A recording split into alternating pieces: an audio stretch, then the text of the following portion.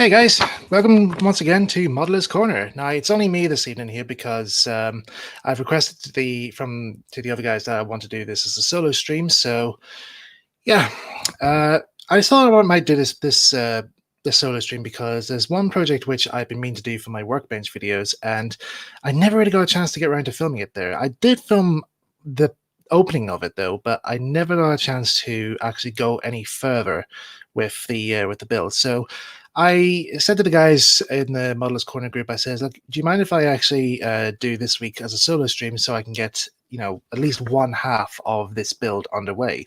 And they said yes. So here I am. Okay, so what is this build today? Well, if you haven't watched the or seen the title of this video, you really need to learn how to read. Anyway, today we're going to be building one half of the Rev W Awdry's model of Toby.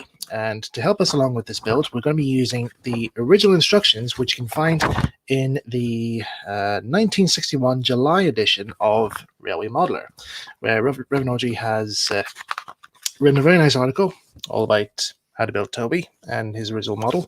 Now, for those who can't get a copy of this magazine, there is actually a online version. If you look up the Real Lives of Thomas the Tank Engine, there's a section in the modeling section where it does show you or give you this section of the magazine. So if you want to follow along with this build, the instructions are there, as well as a few reference photographs for you to look at. So, oh yes, and in case anybody's wondering, it was the dinner I had there was delicious.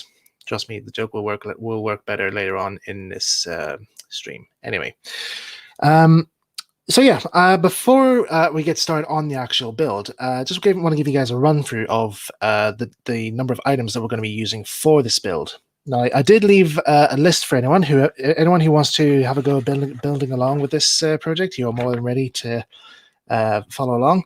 So this is the list here which I had put up on Twitter. So we're going to be working on the body work for Toby because I haven't got the materials for the underframe yet. So I'm still waiting for it to arrive in the post. So there's a wee bit of a wait on that there. But once it arrives, we'll go straight onto that there. So today we're going to be working on Toby's body work. And for this, we will need 1mm plywood, which I have here. Some card,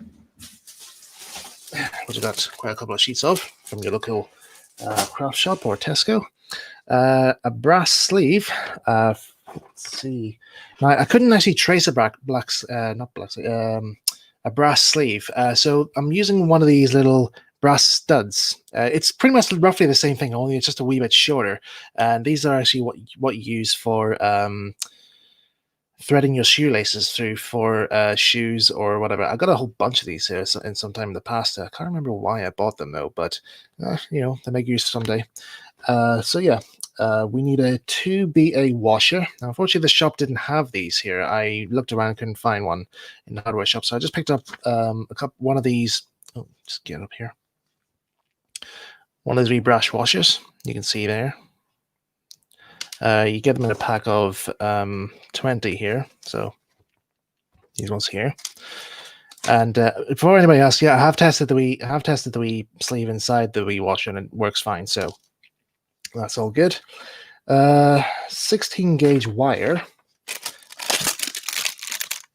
It's not really 16-inch here, but it'll do. It'll do. I have some brass wire, some copper wire, which I was going to use for something. I can't even remember why I bought it for, but yeah, I'm going to use that there because it seems to be the right thickness anyway that we need. One panel pin. Here we are. One panel pin. A staple. Some paper staples. Got a couple of there just in case you might lose one. Some wire. 0.45. 0.45 wire. Got one. Oh, there it is there. I'll just put it there for the minute just so I know where I can see it. Mercontrol tubing. Now, for those who don't know what that is, Mercontrol is this was like an old version of like using wire and tube methods to control points and signals. Mercontrol is basically the name for that there. So Yep, it's one packet of Mercontrol tubing. It's actually quite small. If I just bring it up to the camera there, it's really small tubing. So I'll just put that down there for a minute so I know where it is. And some pins. Okay, tools. We'll need Scalpel. We always have scalpels here. Steel rule, Superglue or Yoo-Hoo Glue contact adhesive. Yep, Sandpaper. Yep, soldering iron. So we're in the corner. Yep, solder. Yep, Flux. Or liquid flux, always best. Wire cutters.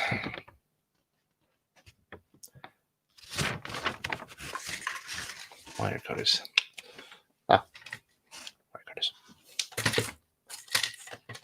Wire cutters. A jeweler's saw. This one here. We'll just do that there. It hasn't got a blade on it there right now, but because I have the blades in the blades down here at the moment. I'll get those up in a wee minute. So that's in there. Got a whole bunch of them in. And thin nose pliers. Now, I don't have pliers on me, but I do have these here, these little special tweezers that my grandfather actually uses these for his model boat building, and sometimes where he makes flies for fishing lines out there. In fact, also behind me, if you look on the shelf over there, where my finger's pointing right there, that is my grandfather's model boat. He actually gave that to me before he passed away. So that was actually something I cherished. I always liked looking at whenever I go to visit him when I was a kid. So before he died, he said he wants me to have that there. So thank you, Grandfather. So that's all the tools. Oh yes, one other thing here in terms of materials. I actually forgot to put this in the list here. You will also need some balsa wood. Now, best get like a block of balsa wood like this one here. So you'll find out later on in a minute. And oh yes, some like adhesive stickers, like numbers. So I bought these here some years back here. If you can see why I've used them there. So I use these here for sticking on like little NWs onto my rolling stock here and there. But there is a very identical number 7 on that there. If you look very carefully there, that will be the right color or the right font for Toby's number 7, and also a yellow Sharpie. You can get these in yellow if you want here, but this was all I had available at the time. I did have a series of yellow lettering and numbers somewhere. I don't know where they are yet at the moment. I need to have a good look through my workbench out there. So, in terms of paint wise, let's put those down there so I know where they are. In terms of paint wise, we need chocolate brown. Chocolate brown from Humbrol. Now, I actually did a bit of research on this here. Now, apparently, Humbrol sometimes changes the shades of their paints, and chocolate brown was actually one of them. In the olden days, the chocolate brown was a bit more, how can I put it? A bit more milk chocolatey in a way. So this one here looks a bit more as if the chocolate has gone off in a way. It's a bit more gray than it is like a creamy milk chocolate brown. So I've decided not to use Humbrol chocolate brown and instead go for Humbrol acrylics number 10. That one there. Now, I've used this before in the past here, and I've even labeled it as Toby brown. So this is the paint I use for painting Toby with. And I think I can't remember which one it is. It's probably from the military thing, but I did actually have some theory that Pullman Brine, was a Pullman Umber from the Humbrol Rail colors range, was a bit of a close to GWR brown, chocolate brown, but I don't know yet. I don't really know. I think it did have a pot of it somewhere, but I can't remember where I put it. Again, workshops being used for storage like there, I don't even know where half of anything is at the moment. But yeah, I saw this here and I thought, you know what, this actually looks a lot more milk chocolatey. Look, anyway, we've got brown paint. We've got chocolate brown paint. We need black, salmon black, number 85, and some white. Now, I don't have any white paint because, funny enough, all the white paint that I use in my modeling, it dries up so quickly. I don't know why. So I'm going to use, if I can find it, yep. I sometimes use these here for my modeling. Sometimes if I require white paint, I use these pens here. These are paint pens, and these are the ones like, if they have a wee spring in them there. If you push them down, it releases some paint into this little felt tip of your pen, and it it's just paint on a pen really. So yeah, I'm going to be using that there for painting any of the white bits on Toby, which it's mainly the roof really. And it says here yellow, but that's more inclined for the number 7. So if you want to, if you don't want to use stickers for Toby 7, you can just use just paint on the number 7 as you wish. So we have our materials all together. Now then, let's have a look at the article before we start the build. Now it's also very good here that that Rev W Awdry did this article because he actually gives you a template to work off. See, so we're going to be using this template to work off, and coincidentally it's actually into scale, which is a big bonus as well. So I actually left I think in the videos in this stream's description, a link to a copy of this template. So if you guys, like I said, if you guys want to follow along, print this template out and it'll come in great use for you guys. Trust me, it will. Right, so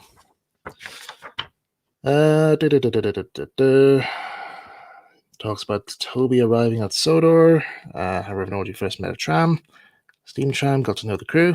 Right, okay, right, let's get started onto the build. Now, let's see. I did have. I'm not going to use this here, this magazine, because this is actually part of my archive collection. So just put that over there for the moment. I do actually have some cutouts of the part of the magazine, right here. But to help speed things along, or maybe to help me even further, I'll just very quickly, just bear with me for a second here. I know that's not a bear present, but just bear with me. Here we are. Right, so just going on to the Realize Autonomous website, so I'm able to follow along using the online version. Okay, so just reading off the quote here for the bodywork. Rev W Awdry says, I used odd bits of 1mm plywood, but shellacked card would do just as well. Shellac card, by the way, it's like, I think it's what they use to give give card a bit more of a strong texture, or a bit more of a rigid surface for you to work off. So I think that's what it is. Sometimes people use it to make card look very metallic and sheet-like. So yeah, it's quite good. Margaret Footplate on figure 4, the 2 sides on figure 5, and the 2 ends on figure 6.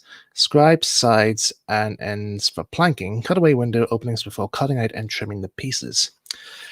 Right, so that's where we'll begin first. So let's see now. I'll just move these aside here because I'm going to be using 2 cameras for this here.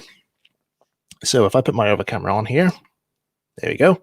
So you can watch me from this camera here on the left hand side, or if you want to get a more closer view of the build, just watch this one here. Okay, move the keyboard over here for the moment. Where's a good place to put this without knocking everything over? I know it's not showing up on camera here, but my desk at the moment is a range of clutter. I'm sure you guys are probably the same here. Can you please point the camera down so we can see what you are doing, please? It's, there's 2 cameras here, so is it showing up for everybody? Is the 2 cameras showing up for everybody? Just let me know here. And if it's not, then I'll switch cameras. Can you see 2 cameras showing up? Should do. Yep, good. Thank you.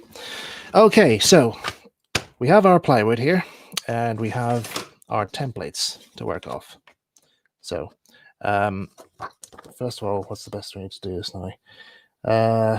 We'll do the footplate first, because that was the first one mentioned, wasn't it? Margaret footplate, yes. Okay, so get my scalpel.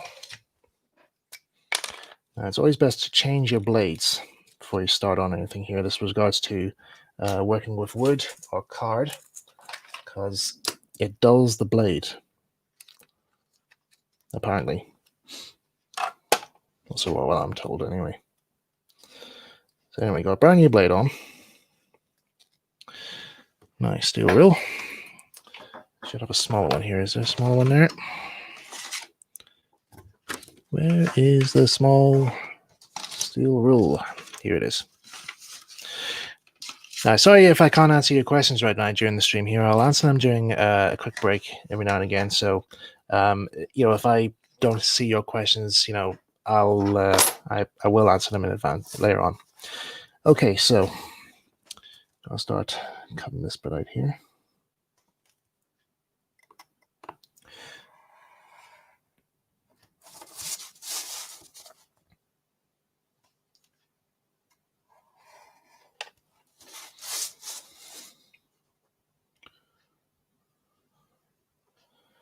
Now, if you don't want to do this method where I'm actually using the template as just a bit of like a, what do you call it, a stencil to go around the plywood, you could always get carbon copier paper, and put it underneath the template and go around it with a pen, so that it transfers the drawing onto the wood, and you don't have to, ruin your template. Right. Put that aside for a moment because we'll need that later on. Now, just worth pointing out here, this bit in the middle here, this is to cut out for the Romford motor bogie that Rev W Awdry used to power Toby with. Now, Romford don't make these motor bogies anymore, and for this model, we're going to be using a 10 shooter motor bogie, and I will be showing you guys how to fit a 10 shooter motor bogie come the time of the underframes build and getting the rest of the chassis and all sorted out. So if once I get the brass sheet and all arriving in the post, I'll show you guys how to do that. So I'm just gonna stay true to the original thing here and just carry on. I might actually just with these bits here, I just might not need the steel rule if I'm really careful.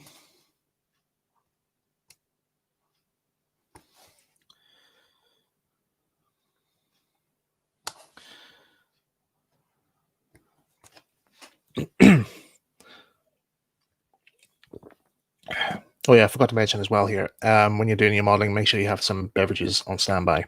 I have some Pepsi Max, Terry's Chocolate Orange. They were going for £1 in Tesco, so why not?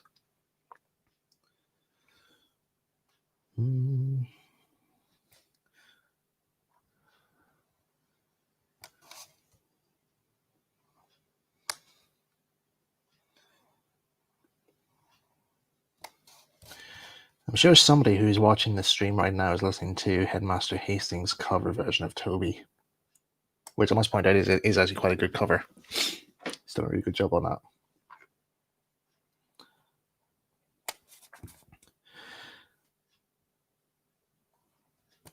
Now, apparently, Toby is Christopher Awdry's favorite character, and the reason why Toby is his favorite character is that it was the first time he was ever exposed to a steam engine. The first steam engine, I think he said he actually got into the Footplate of, was either a J70 or a Y6 tram. It was one of those, but he said the experience of being on the Footplate was absolutely amazing. So that's why Toby is his favorite character. And if people were to ask me, I mean, everybody knows that Edward's my favorite character, which is revealed on the Thomas Wiki. Yes, we do look up our names on the Wiki, as we do, because we have nothing better to do. If somebody was to ask me what my second favorite character is, it would have to be Toby, because I just like steam trams. They're quite cool.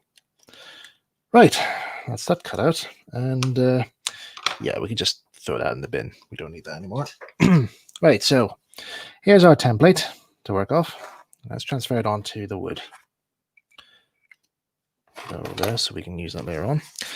Now, this plywood here, now it's I had a look online to see if I could find some 1mm plywood, and this one I actually found this one here. I think this is 0.85 plywood, which is what what you would use for laser cutting.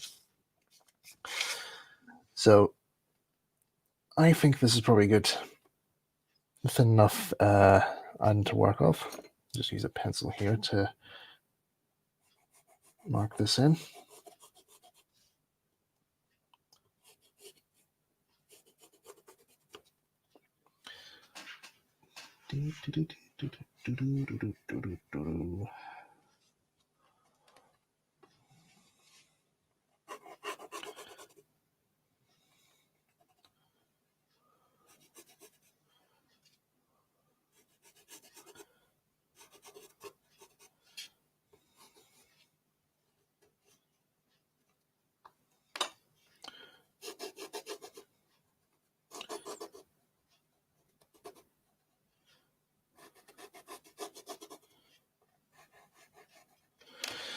There you go, some good ASMR pencil scratching for you.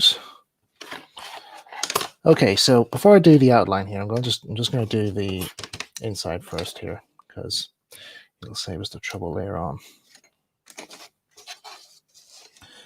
So be very gentle as you cut this here, because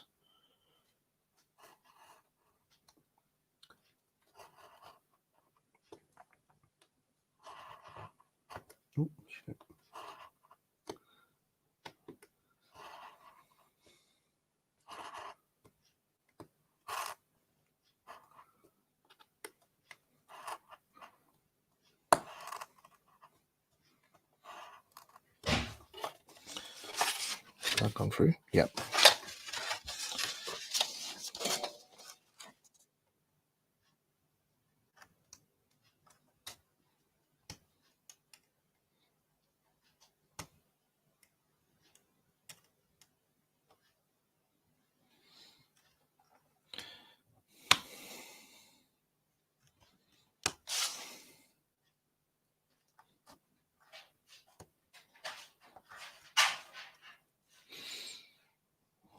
Here's wondering what that noise is. Young May. She's with us right now. She's in her little pen at the moment. Not going through okay. Yeah.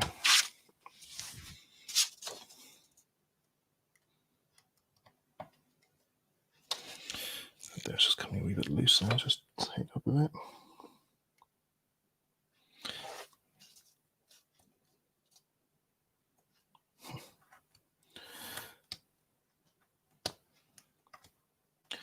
How many are watching the chat today?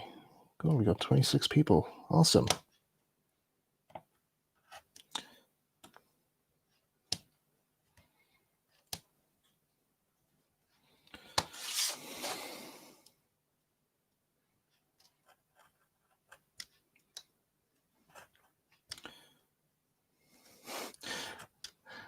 I was just thinking that maybe it might be even quicker if this is done using a laser cutter, because then I'm using the plywood for it.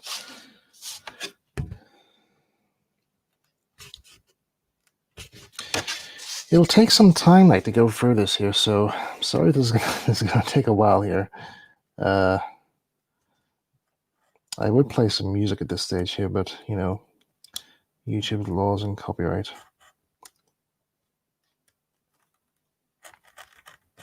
Yeah, come on, you.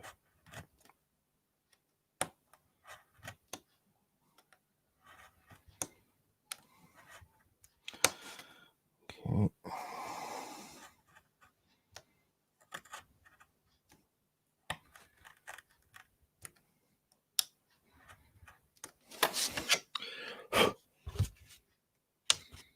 Mm-hmm.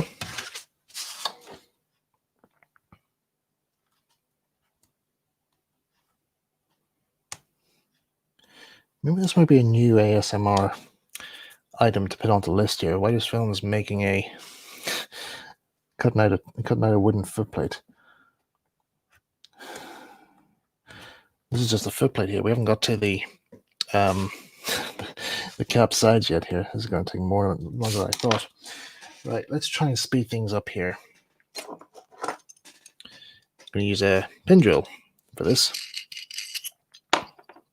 If in doubt you need to speed things up, get a wee pin drill. Right. That's not the item. Where's my drill? Right, is that drill bit the same as that one? Nope, it's a bit bigger. That's good. That's a good sign. Now, sometimes people use this here is where, like, if they want to make sure they don't slip off the edge of cutting something here, card or wooden or plastic card or whatever, you just drill a wee hole on the corner, or maybe do a series of little drill holes along the whole edge, and then you can just using your scalpel, just very gently cut through them, like as if you're just ripping off a bit of paper from a notebook.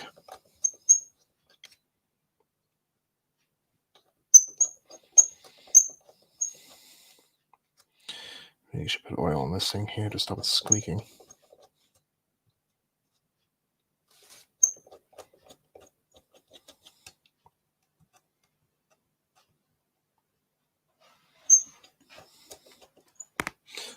Oh, sorry.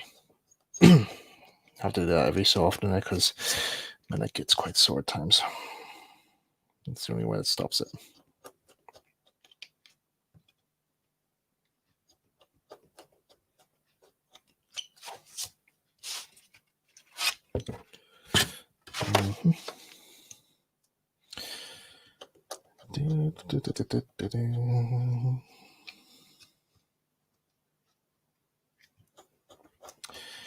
So,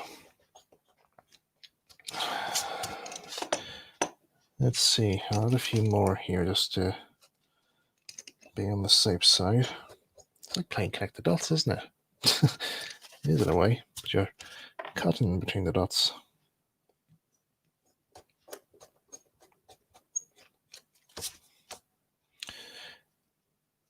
I actually forgot to mention this pin drill on our tools list.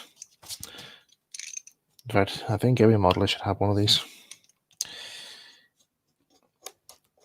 Like the screw gripping screwdriver, it is one of the few tools that not many people have in their modeling toolbox.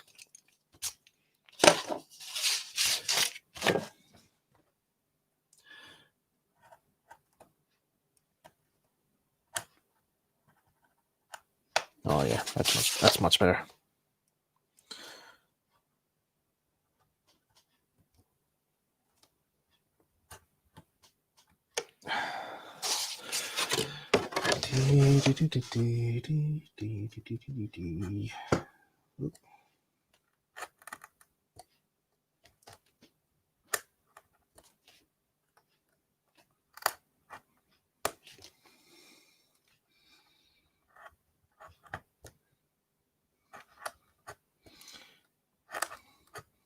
It'll look a bit rough at first here, but I'll tidy it up later on with a wee file.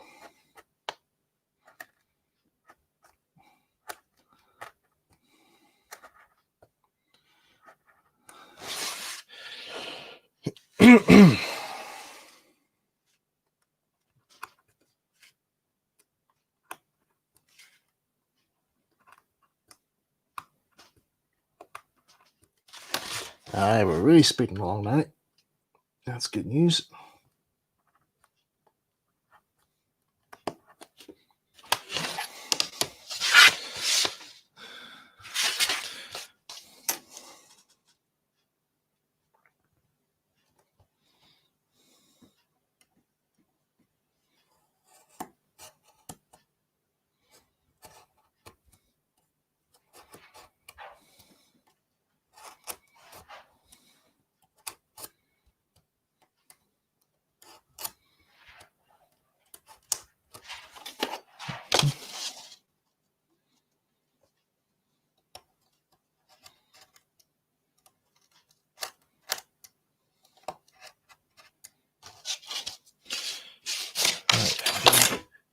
cut all the way through there.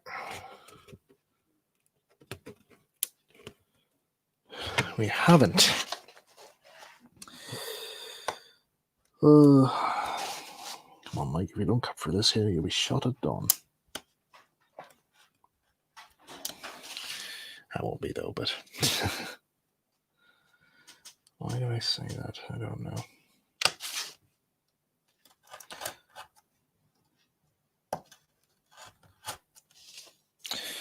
That's what happens here when you do stuff on your own. You say random stuff that you think is going to be fine, but you don't know what the consequences would be. Maybe you get a laugh, or something bad happens. Right, hello. We got some movement here. Right, very gently. Just very gently prise that off. Some of the wood still hasn't been fully cut here, so I'm just very gently. Oh shoot! What was that? No, it's just the blade going in a bit further. That's all. Okay. There is actually some blades you can actually get for a scalpel, which is just like a flat type blade. It's very handy for doing this sort of stuff. I actually used it for when I was doing Annie and Clarabelle's windows, when I did the wooden bodies.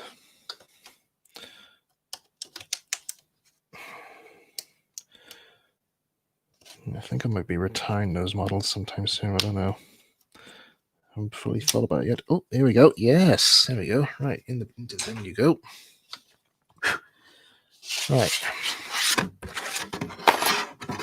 You see there, that's inside for the motor cut out. Just clean up the edges. Again, we're not going to be using the Romford motor bogie for this here, but you know, we want to make this a true replica in a way, despite not using our proper motor. Well, if I'm lucky, I might find a secondhand Romford motor bogie and modify it to the original instructions, because it does say in the original instructions you do have to do a bit of modification to the motor bogie in order for it to fit on the underframe or the side plates. Right, let's cut this now.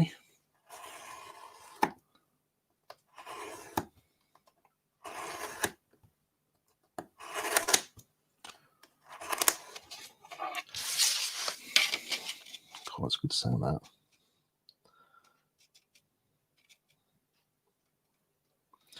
I remember I did this method. I actually tried having a go at making this model using balsa wood.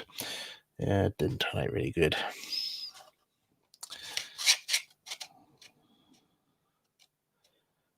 I don't think I have the model anymore. I think I threw it away because it just looked rubbish.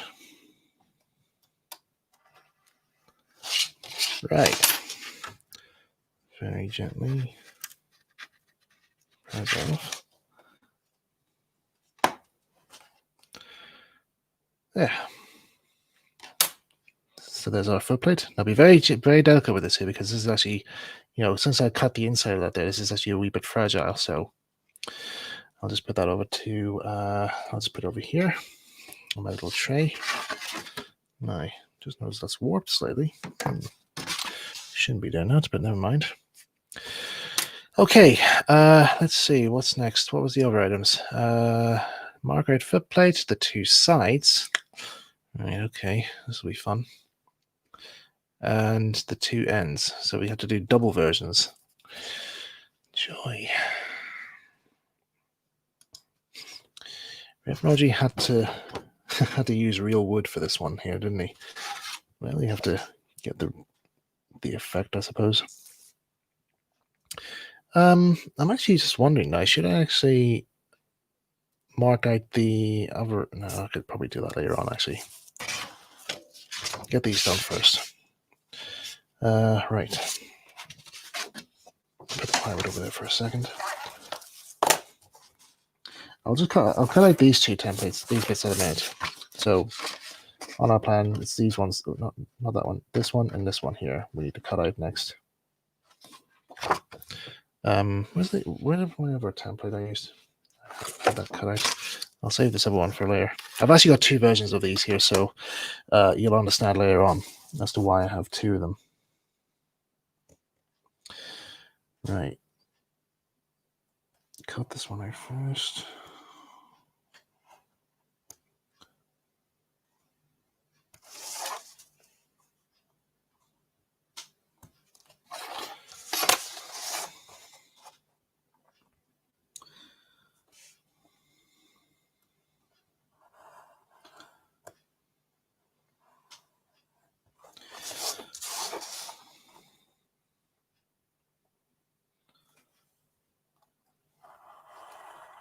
Oh, shoot.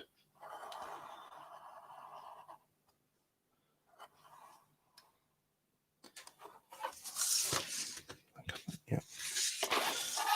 It's okay. Oh yeah, I've already cut that bit. Never mind.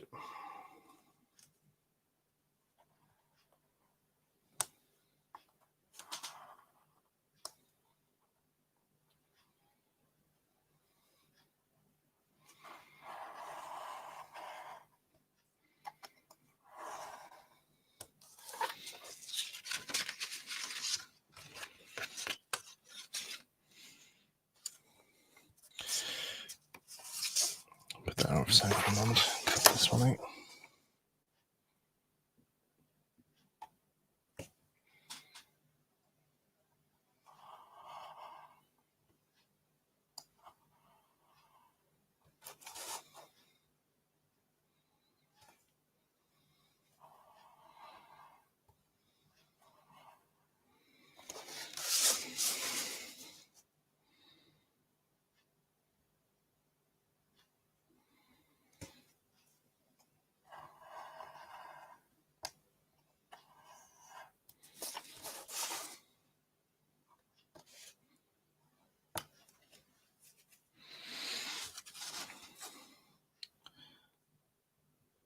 Don't worry, I'm just checking the chat there to see how everybody's doing.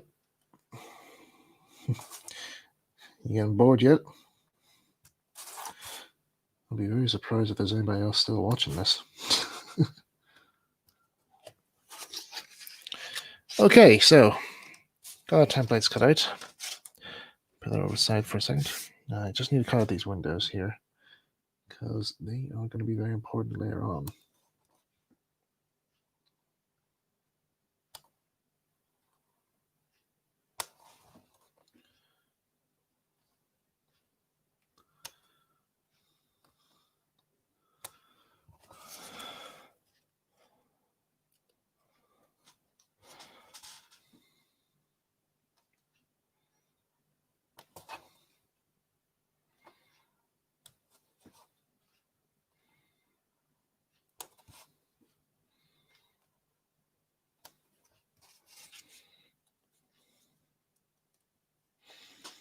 Okay, that's one set.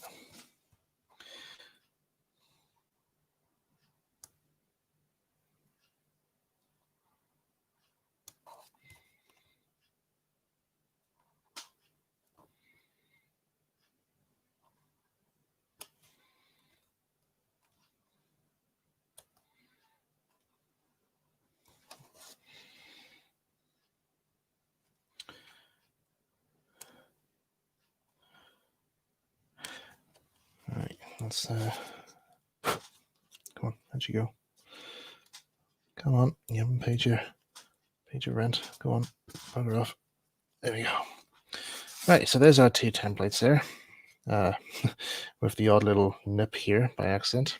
So anyway, transfer. We have to make two of these, so we'll just trace these onto the plywood.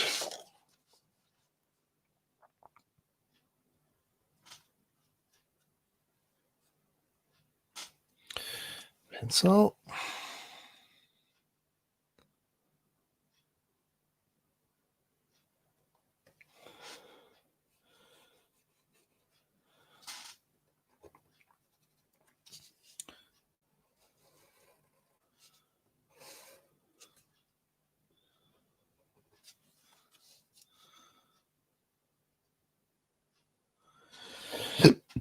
Oh, excuse me.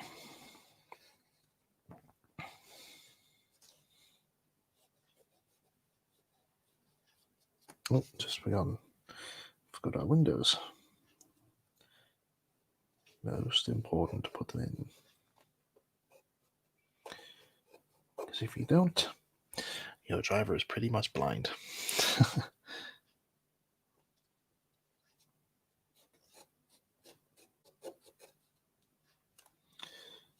Okay. Right, so that's the cab ends there.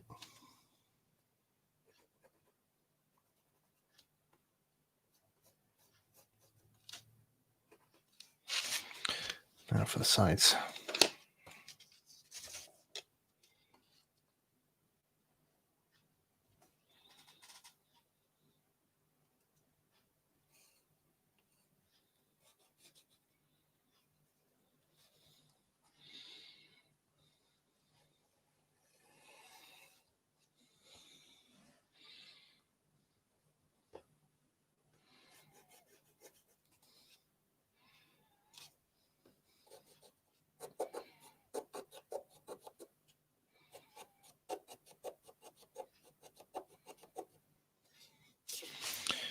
Right, just do this bit on this side here.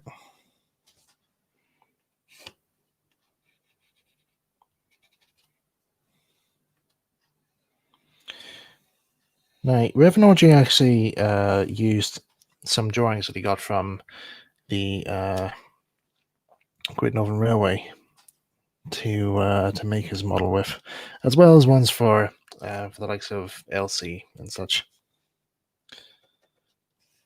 Because you couldn't really get, at the time, you couldn't really get a kit of J70 or Y6s or the luggage van that Elsie's based off. But however, you can get apparently kits of the coaches that Henrietta is based off.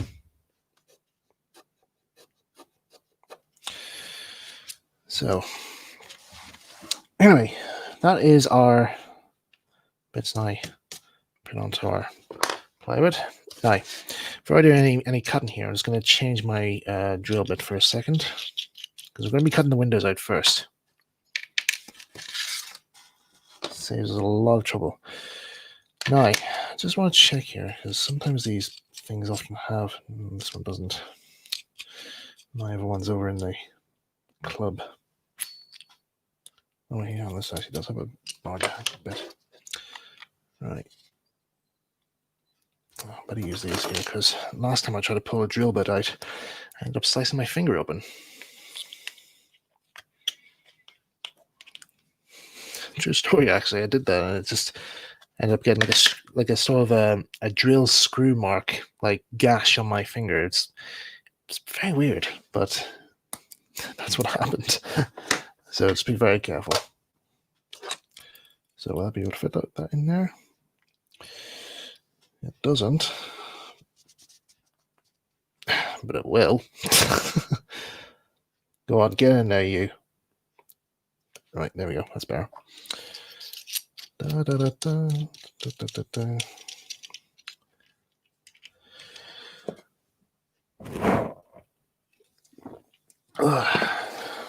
It's been a very tiring day today.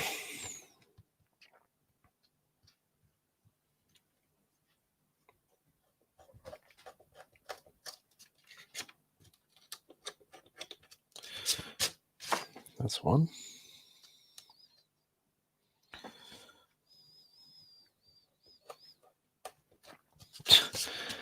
Also, he just steers away from one to another.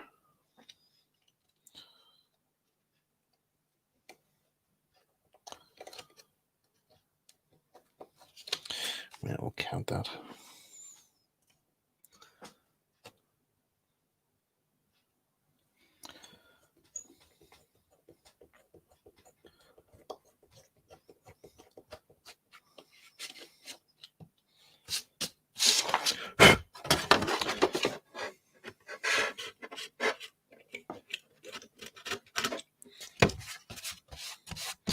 Modeling is dangerous work. It is. Depends on what it is you're modeling, anyway.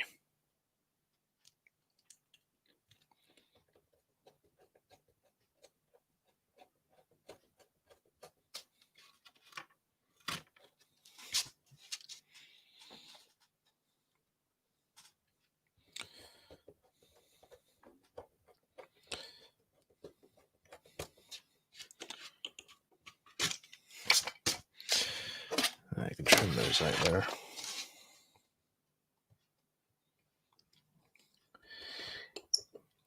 How are we for time? Oh, good. Benchwork is probably equally as dangerous. Right. I don't know. Is it?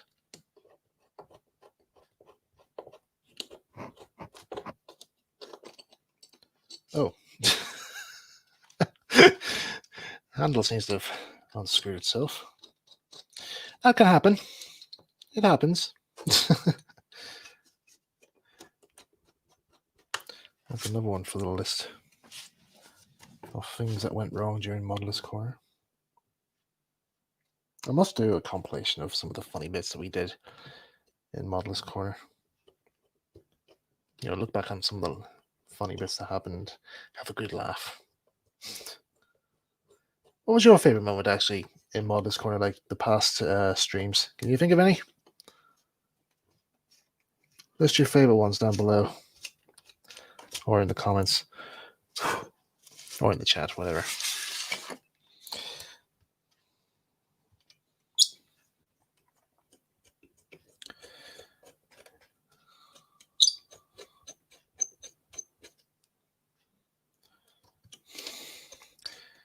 Man, isn't it? I was going to say this is actually very thin plywood here, but whilst I'm drilling here, it feels like it's very thick.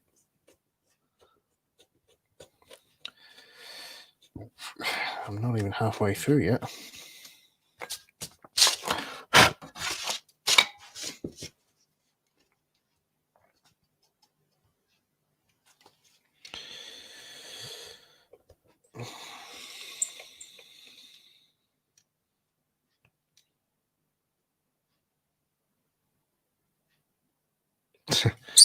Well, the tool hasn't actually broken. Like, it's just this bit just unscrewed. It's this bit here unscrewed itself. So it has happened a few times to me. But you know, get by. Now, mind you, I actually own a double-ended one of these because I don't know why. Maybe it was because it was all they had in the shops, or maybe that's probably it, really. But that plane's flying now.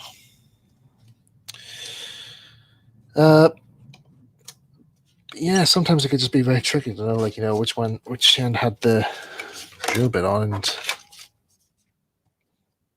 so forth.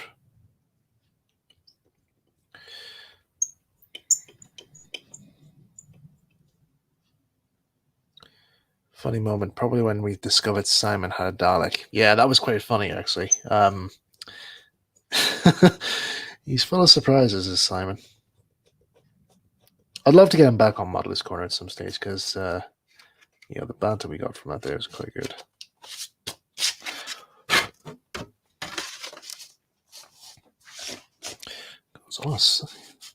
For a thin sheet of plywood there, you certainly get quite a lot of sawdust off it. But again, would you call it sawdust if you're using a drill? Drill dust? I don't know.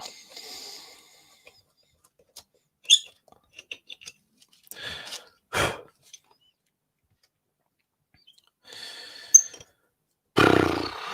this is taking a while, isn't it? Ah, we're only halfway through. We're halfway. Oh, I'm starting to sound like that character from Terrorhawks. Exactly. As he says.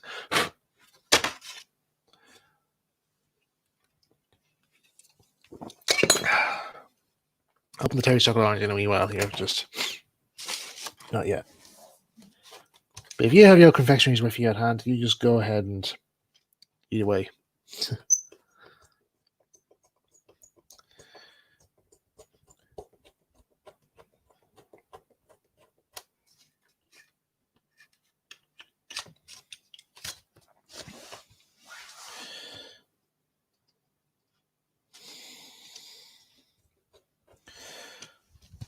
Oh, that's getting sore.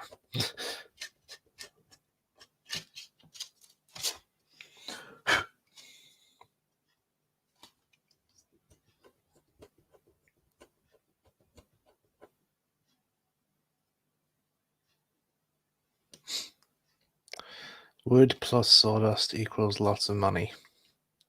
Is that true?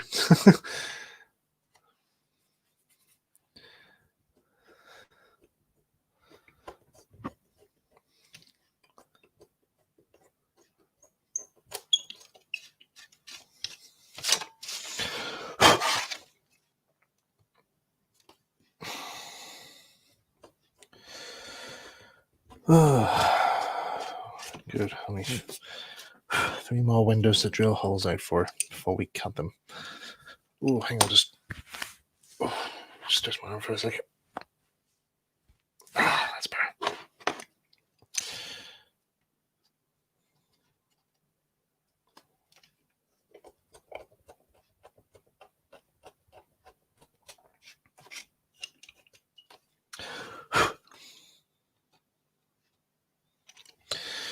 Now, whilst I'm cutting these out here, it will look a wee bit rough, but we will be tying them up later on, and I'll explain how.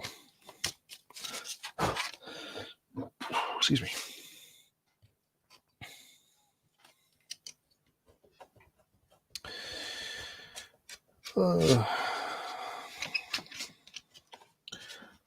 So, did anybody have a good week? For me, yeah, it's all right. Nothing really much happened. Though today something happened, but I'll mention that later on.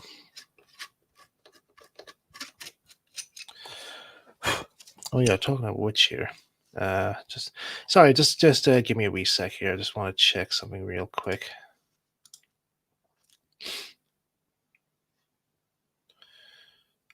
All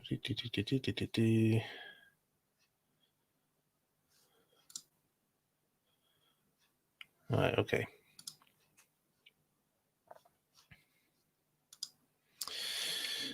Okay, so right, that's there. Okay, I'll sort that out later on. Okay, back to the build.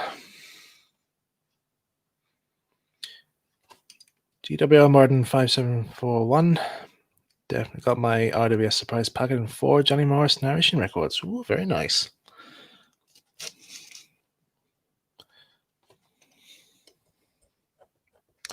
I think if I ever got the surprise package, I think the only thing I would want out of it there is the map of Farquhar. This one. Once I get Branch Line Engines finished, if I ever get it finished, if we can get time to actually film the thing or find somewhere to film it, I actually have a plan. I actually have a bit of a plan to do a relief map of the Farquhar branch line. Just something I just want to do, really. Just a slightly larger scale version, and just to have maybe just in the office or in my house, really. This is one of those things on my to-do list, really. I've got the board and all for it, there, and it's all the framework and all is ready to go. So I just need to get time to actually try and get a larger scale version of the map, and to get to work out what way the terrain is built up. Because I think in some maps, it does tell you how high the terrain is, but I would need to look at it a bit more. There is a name for that there. I'm trying to remember, what is that name for making relief maps? Is it I've forgotten what the name of it is now. But it's that kind of art where you actually, you make map versions of or relief versions of maps. There is actually an online thing where you can actually choose any area in the world, and you can actually get a 3D file version of that area, but it's all the terrain is all modeled for you. So all you have to do is put it into a 3D printer and print it out. Cartography. I think that's what it is. See, because we never did that in my school when our teacher taught us geography. We had that old method of making volcanoes out of water bottles. Remember that? I didn't. People always use, like, what was it? The red food coloring, bicarbonate of soda, soda, and vinegar. It gets a bit of the volcano lava effect. For me, I just didn't. I didn't bother with that really. I just made the model and just stuck some incense sticks in, so you get a little. You get a smoldering volcano. Maybe I saved my pennies enough. I would have bought a giant smoke machine and go have a light show as well. That would be awesome. There you go, young modelers. If you're listening, if you're doing a school project and you have to do a volcano eruption, get one of those smoke machines and just connect up to it. Then go have a light show at the middle. It'll look awesome. Have a bit of compressed air in there as well.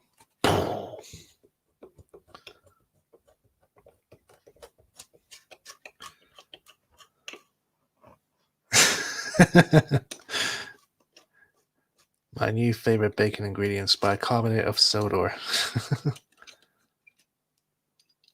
At least your volcano would have smelled nice. I don't know what it smelled of at the time. Like, don't even know what incense sticks we used. I think it was vanilla, I suppose, or jasmine.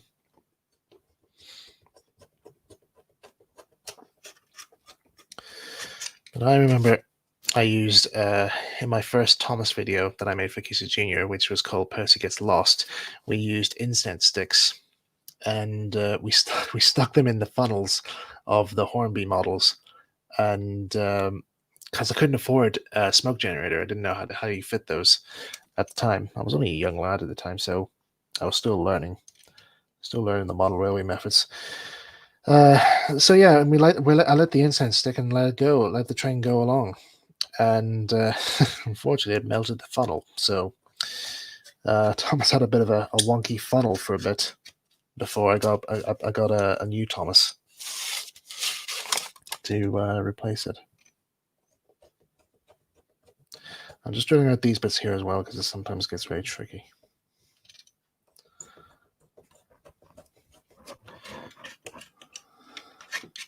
Sorry, I'm elbowing the microphone here. Just move that across there. Right, one more hole and we should be ready to cut.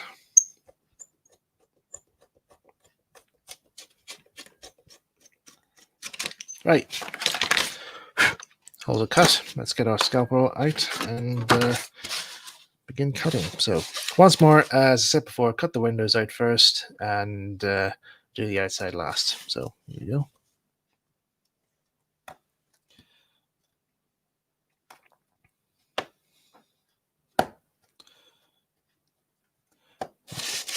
I can tie all this off with a file layer on. God, it's tricky to cut now.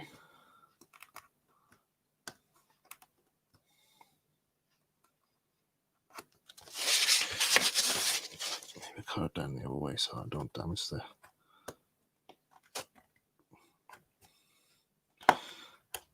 top half of the wood.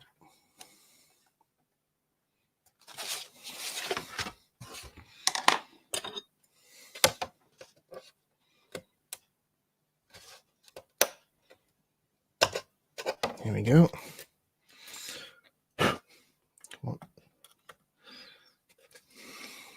That's actually not that bad, really. Don't think I really need the file on that one.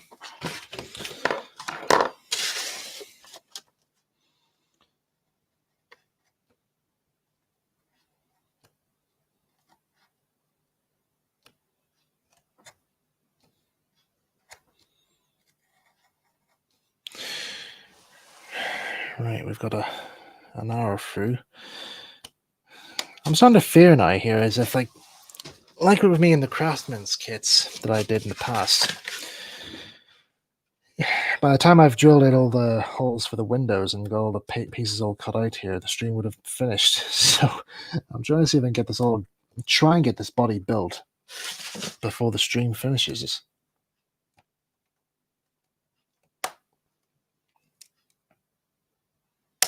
Oh, hope that wasn't the blade breaking.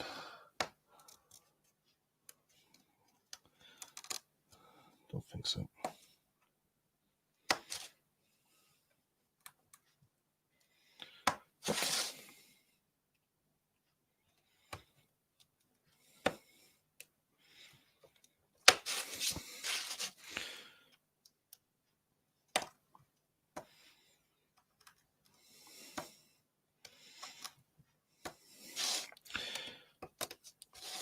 Alright, this one will need tying up.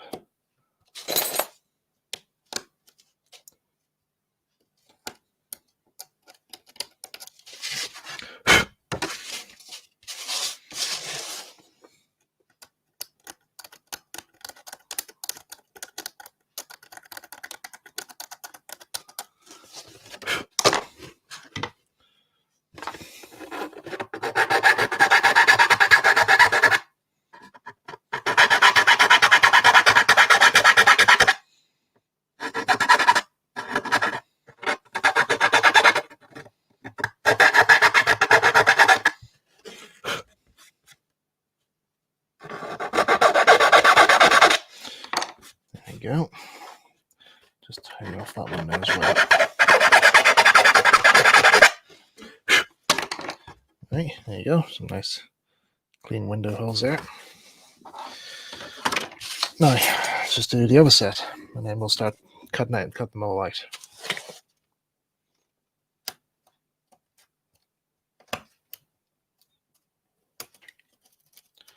That one cut out very quickly.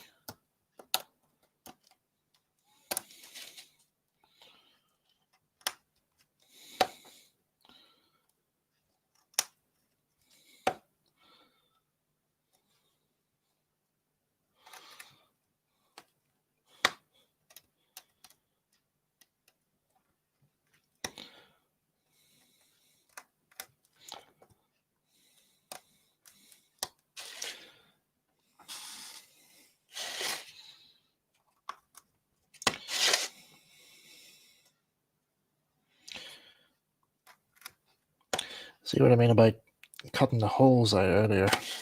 Oh shit. The blades come out a bit. Right, that's it.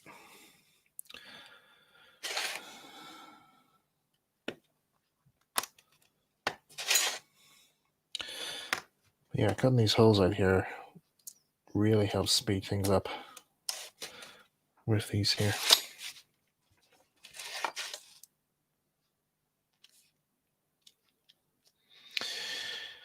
Burnett Stone. Okay, mate. Thanks for tuning in. Question in the chat. Who is your favorite Railway Series illustrator? For me, it's John T. Kenny. I love Kenny's illustrations.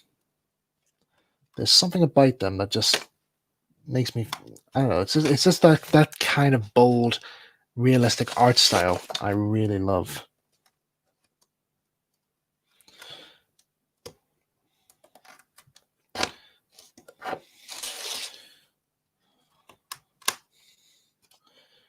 But there are some other illustrators I actually quite like their artwork too. Like, oh, I've forgotten what his name is here. It's something beginning with B, but it's the guy who illustrated the original Naughty books. Actually, I do have some of the Naughty books actually at hand here. I might look up his name in a second here.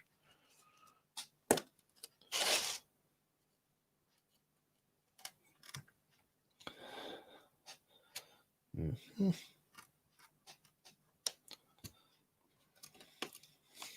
There you go. I was speeding up now. I was speeding things up.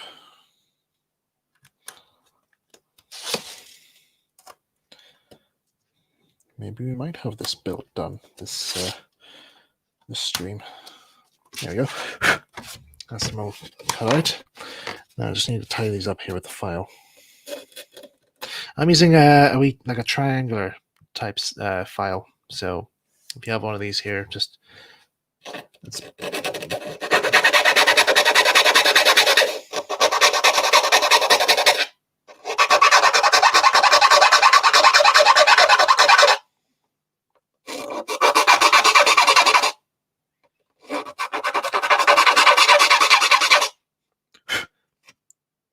Sorry if I'm deafening you guys with this the file sound.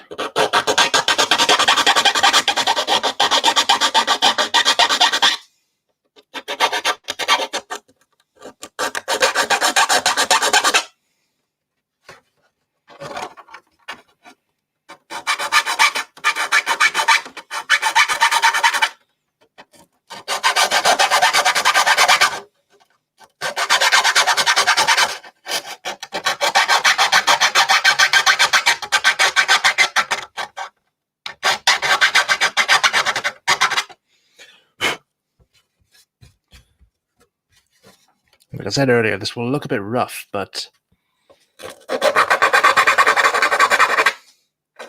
we'll tidy this up later on.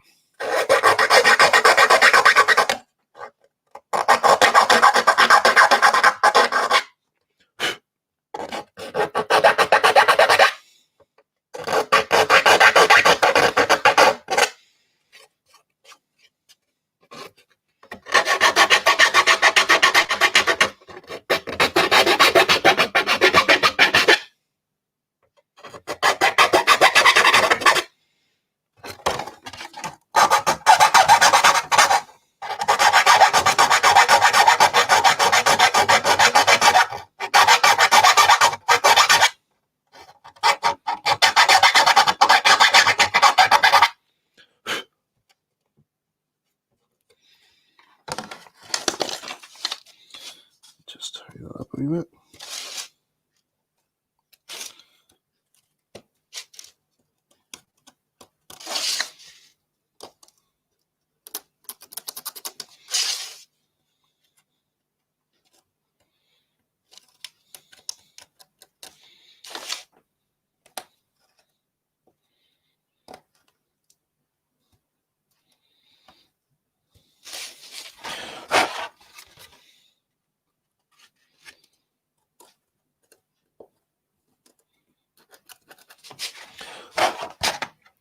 All right.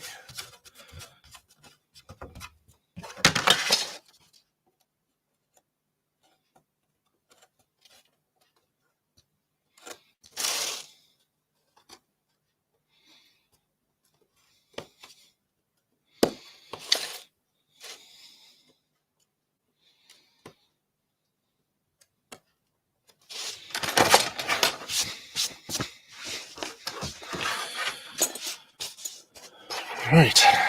Now we can start cutting the outsides now of the bodywork. Oh shoot.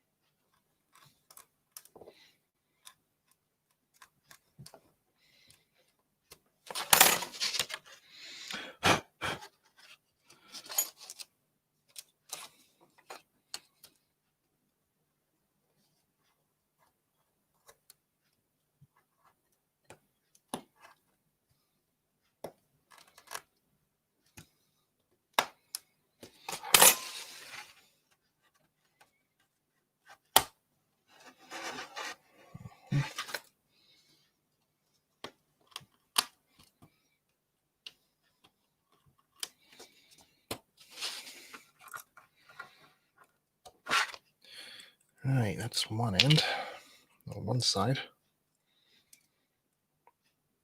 Again, we'll be tying these up, later on. So that's one.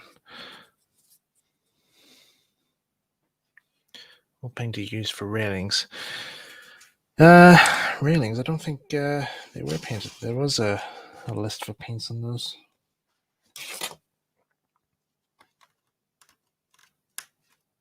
Well, according to the article, anyway.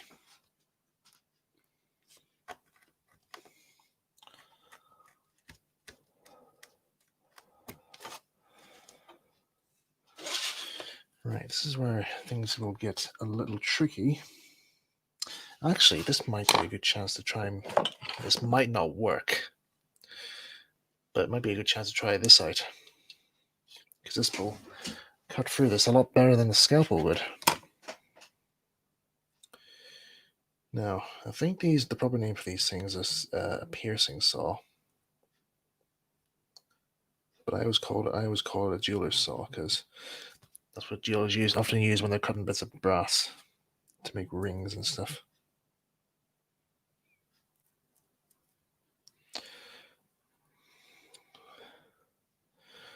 Right, I just need to take this annoying piece of thread off, which is now tangled up within the blades. Oh, great. Come on. Yes, here we go. Well, there's another bit of overhead flying there for whoever it was that's interested in airplanes. If you can guess the name of that plane, I know you get something. The satisfaction of hearing a plane. That's your prize. That'll be the prize. Right, let's see now.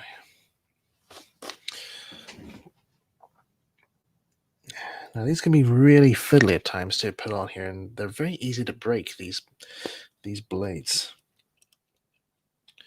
Now, I've gone through several in the past, so it's very wise to get a bulk quality or quantity of these when you're ever purchasing one of these saws, because they break so easily.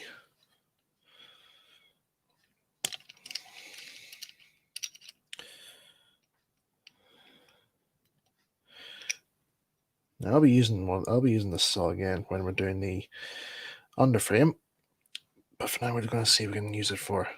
Well, now I like this noise here. If you listen very carefully, a little bit of music there.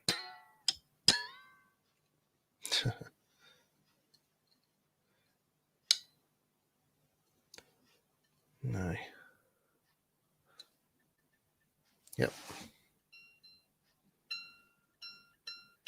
Yep, that's a good sound. Right, let's see, where's the best place to start off? Right, we'll cut this other side off first before we do the cap fronts. Now, this can go easily wrong, so again, be very careful when you're using these. Just do very small strokes, very small cuts.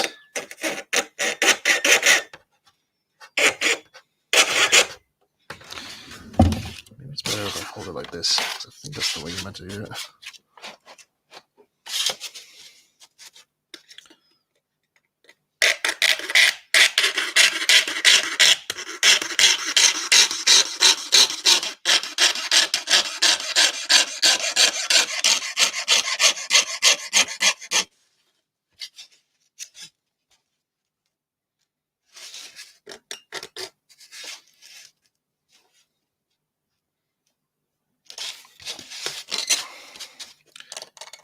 Away.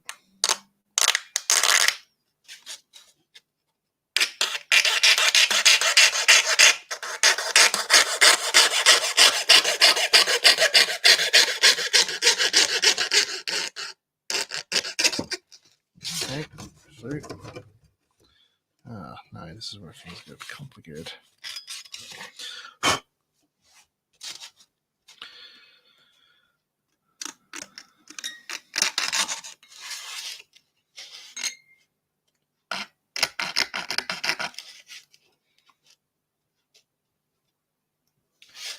Also,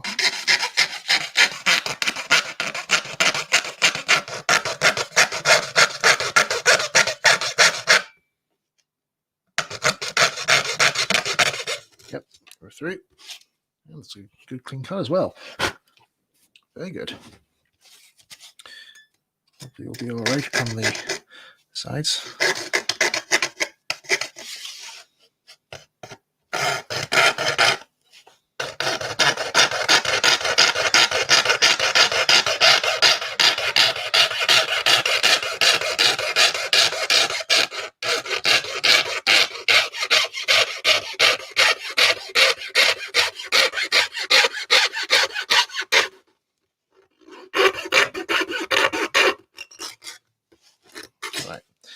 Just noticed I've just gone halfway here, so I'll have to go the other way. Cut this other bit off first, or next.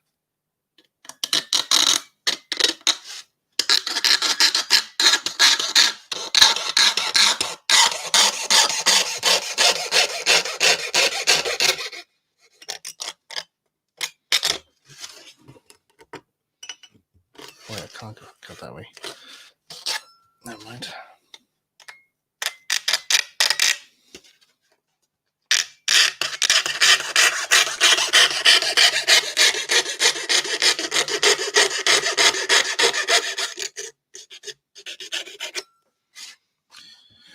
Right, I'll just finish it off there with the scalpel because I'm able to reach over these sections easily.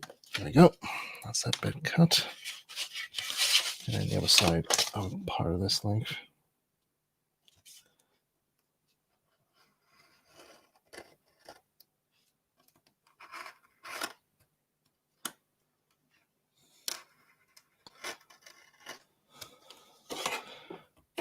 There we go. That's the second side. Now the tricky bit.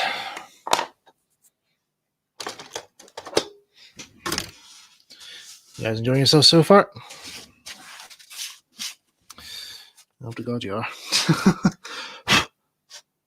Otherwise I might not be doing another one of these.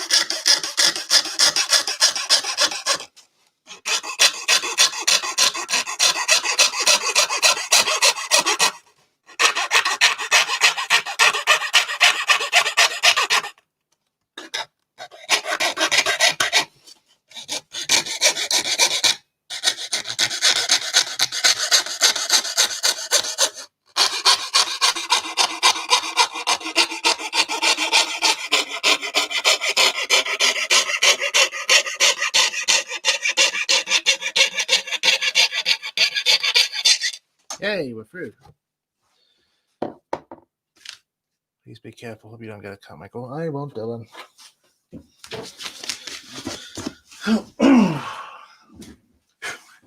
Right. Okay, just we're finished with that saw for tonight. Scalpel doctor. Here we are. The first incision I shall make in here.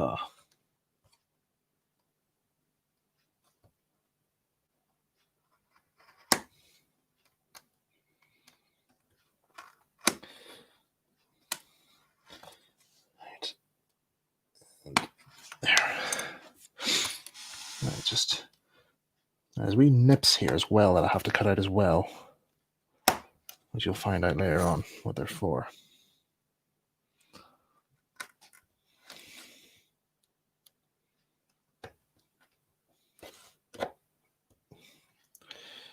Might need to change my scalpel blade in a sec here.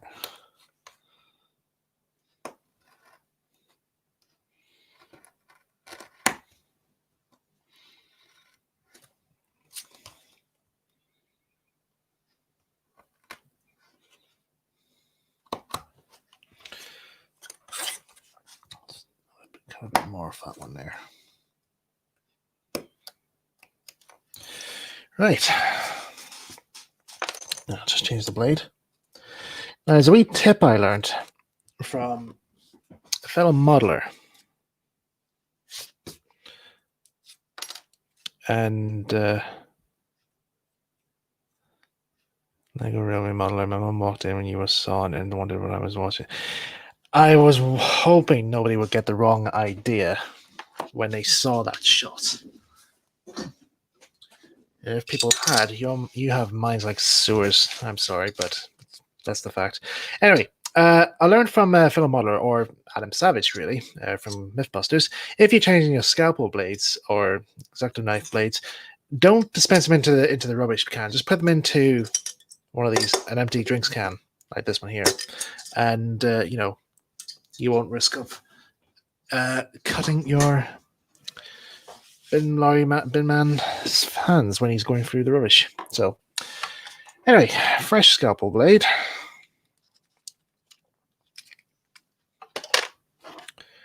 Da da da da da. What are we for time? We're good for time. We're good for time. How about a break? Well, how about we break for a sec here, just to relax our hands for a bit here from all the sawing and cutting. Let's get this Terry's chocolate orange cracked open. Anyway, have you guys got some questions there you want to ask? Let's have a look at some of your questions here from previous that I didn't get a chance here. Just clear away some of the sawdust here that's on the desk here. I'll get the Hoover on ready. Right. Let's see. I'm considering about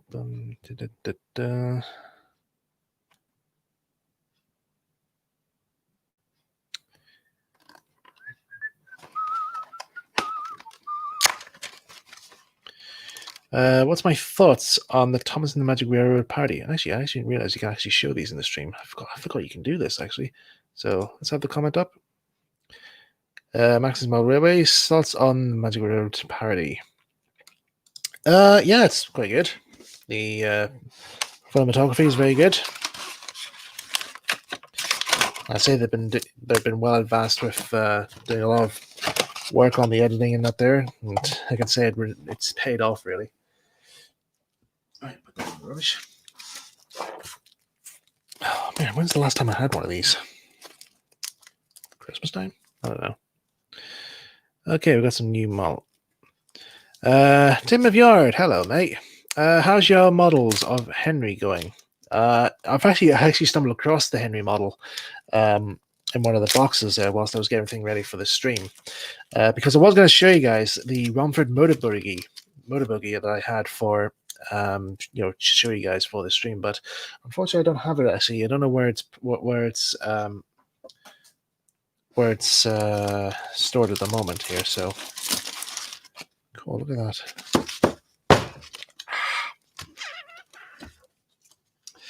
Don French. Oh, it actually works. Okay, that worked. I was going to blame Don French for saying no. That does the karate chop in it. That doesn't really work, but yeah, it does actually. There you go. Right. Anyway, what's the next question?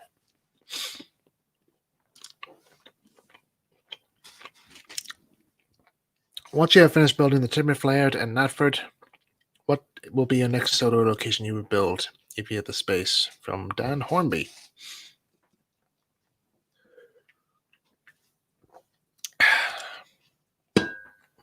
Well, if you guys remember a while back, I did a video where I was actually saying, like, I'm going to rebuild my Farquhar Mark II layout because I think the baseboard could do a bit more of an improvement, and yeah, I think definitely the baseboard could do with a bit of a.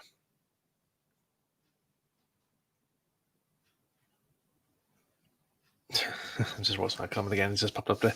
But yeah, I said it after I did the Farquhar Mark II build there. I'm also doing a conjoined project with Tim of Yard, who's here on the chat, and we're making a replica of the Mid-Sodor Railway. Now, when I made the announcement that we were going to do it, somebody approached me saying, like, hey, I found this here, which might be of use to you, and it was a copy of the track plan for Mid-Sodor, and I was like, wow, okay, I did not expect that, but thank you so much. I've been wondering what the track plan looks like after so many years. So, so yeah, I found the book where it came from and made a scan of it there and worked out how it could be done, and it's possible. So we've got the baseboard for it now. It's just waiting for the framework and all to be installed, and we'll try and get around to get track lane sorted out at some stage. But it's for a while yet. Really, it's for a good while yet. Here we're still getting stuff sorted out with the Northwestern Railway layout, and yeah, we'll see how we get on with that. Oh yeah, hang on a sec. We haven't seen. Blimey. You alright, May? I think it's about time we actually have May appear on the stream because she didn't appear last time. So, come on, May. Let's see if we can get you to see everybody. Alright.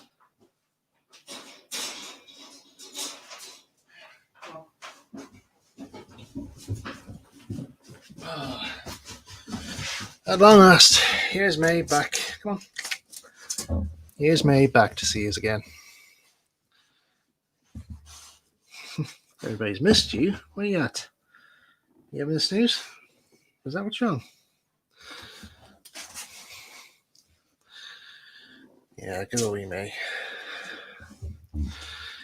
She's been living with me now these last few months now because I don't know. I think because of the winter time it's coming near here, so we thought it's best, like, you know, she moves in somewhere a bit more warmer, and so she's moving in with me. Aren't you, pup? Yes, yes, you are. You are. So let's put that down for a second. So you. Oh. No, don't sniff the microphone. Don't sniff the microphone. You don't know what's been. So, but yeah, May's gonna be yeah.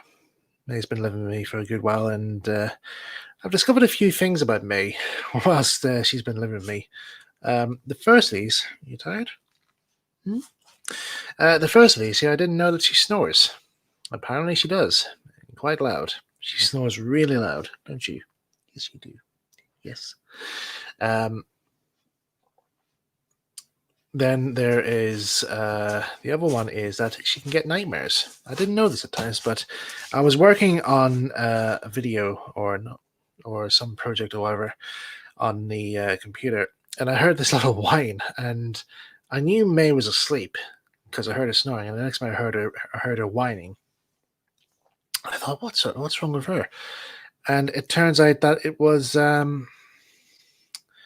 she was having a nightmare, and so I got down, woke her up, and just gave her a wee hug and to reassure that everything was okay. You know, that's what I do. Oh. Yeah, so I just came up and gave you a wee hug like that there. Yes. Reassure you everything's okay. Yeah. Do you watch the Irish Creature Group Foil Arms and Hog on YouTube? I don't know what you mean, mate. What's this one here as well? Here from what's the Thomas items behind you? Can we see them, please? Well, these ones here, over here. As far as I know, there's a Erdal Thomas, a plushy Thomas, a Trackmaster Duchess, which I bought, a Thomas money box that I bought from my friend Christopher Signori some time ago, because he was looking to sell some stuff, and I says, "Yeah, let's have a look. Is there anything you have for sale?" And one of them was this Thomas money box. So I says, "Yeah, I could do with a Thomas money box. So I'll buy that." And behind that there is an Erdal battery powered Thomas with a Pico G scale chassis put onto it. And I use it for my garden railway in that there. And behind that there is a 3D printed model of either Annie or Clarabelle that I got off online from a fellow Thomas fan who was releasing some 3D printed files of his Gauge 1 stuff. Oh, the other side. You want the other? Oh, this other side. Yeah, that's a large scale model of Thomas that I've made for Branch Line Engines. I revealed it on Christmas Eve last year, just to, you know, it's all for close-up shots and here and there. It's at a scale of 1 to 12, I think. And the item underneath it there is, I'll spring it over for you here, actually. This item here, this is something I made some years back.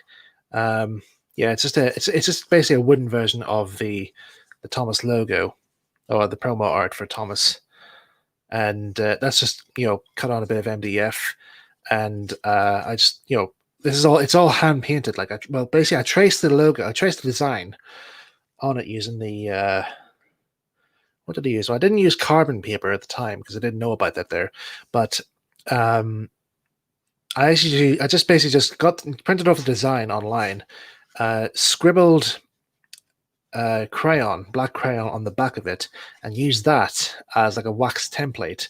So I had to draw around everything on this here and use that as an outline, and then I hand painted everything. So that's all hand painted that there, so you can get a proper look at that there. I'll maybe just use the other camera because you might get a better profile of that there. So there you go. I actually made one of these for my friend Gavin Knuckles for his birthday a few years back there. So he has that in his bedroom, which is quite nice. It's not like this here. It's like this here, but it has like the wee has a wee silver disc in the background, which makes it all look nice. Wait, what are you up to? You sniffing around that? You up to trouble? You up to mischief? Right. I'm just going to put May back into bed here, but I might actually let her out for a bit because she hasn't had a run around yet for a while. All right. Want to see one last goodnight, everyone? Want to see this? Yep. There you go. On screen for a bit. There you go. All right. Say bye-bye, mate. We want to say bye-bye to everybody? Bye-bye. Right. Give me a wee sec, guys, and I'll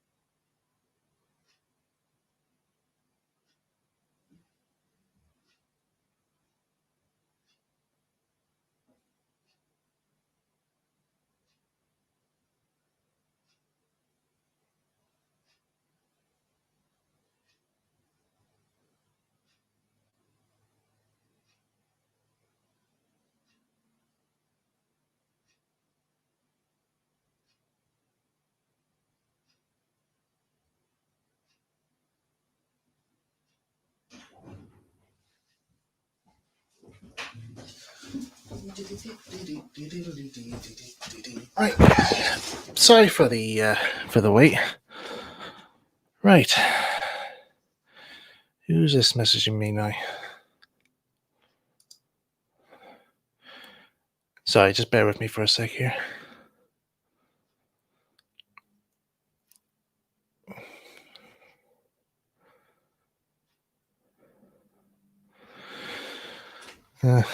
Right. Anyway, let's get back to the build, eh? One more of these. Right.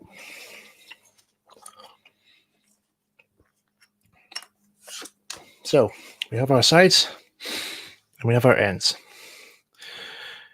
What's the next stage now? Scribe sides and ends for planking. Cut away windows, openings before cutting out and trimming the pieces. All right, that's maybe something we should have done at the very start here, is scribing the planking. Now, how many planks is on a Y6 tram? By the way, this is just in case anyone is wondering here, we're actually making a Y6 tram than a J70 because Rev W Awdry's model of Toby is actually a Y6. When really Toby's actually a J70. And the reason why he chose a Y6 for his Toby model was because, well, not J70, a Y6 tram is an 040, whereas a J70 is an 060. And this will be, you know, suitable for the type of motor bogie that he's going to be using for the build, and also for our build as well, because we're going to be using a 10 shooter motor bogie to power it. So, yeah, we're currently making a Y6. So that's why if you look on Rev W Awdry's model of Toby, it's actually a Y6, not a J70. But in the model series, not the model series, the Railway series books, Toby is portrayed as a J70. So that just clear things up a bit. Right. Okay, let's just get a look here at this here. So let's see, 1, 2, 3, 4, 5, 6, 7, 8, 9, 10, 11. 11 planks.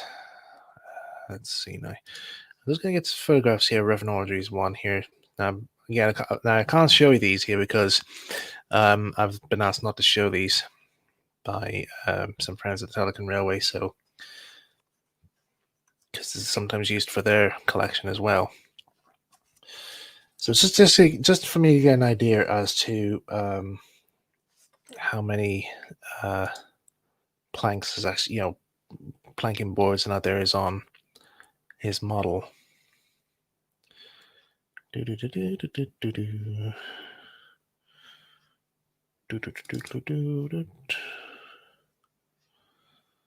Okay, where is Toby? Toby. Here he is.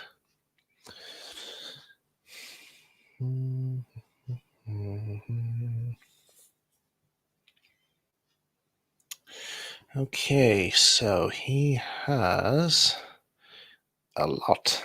Let's see. 1, 2, 3, 4, 5, 6, 7, 8, 9, 10. Okay, he does have 11. Okay, so we'll have to be very careful now as we do this here. So, with your scalpel, go along each bit here, and then very gently, don't force the blade through because you'll end up just cutting this. And it'll ruin the whole build. So, very lightly score along that there. So that's 1, 2.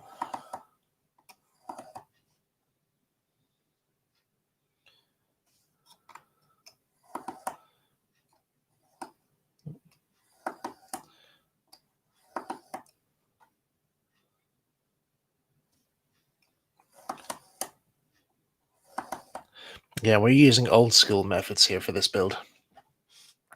So, folks say like, why do you not use this instead? Because they didn't have the back in those days, back in the 1950s. You had to do everything yourself.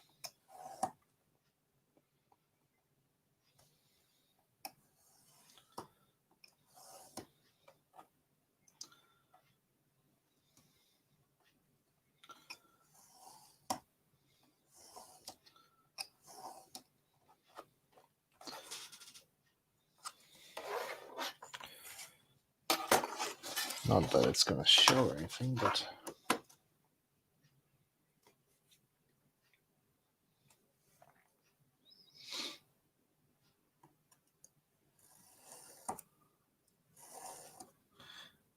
Two, 3, 4, 5, 6, 7, 8.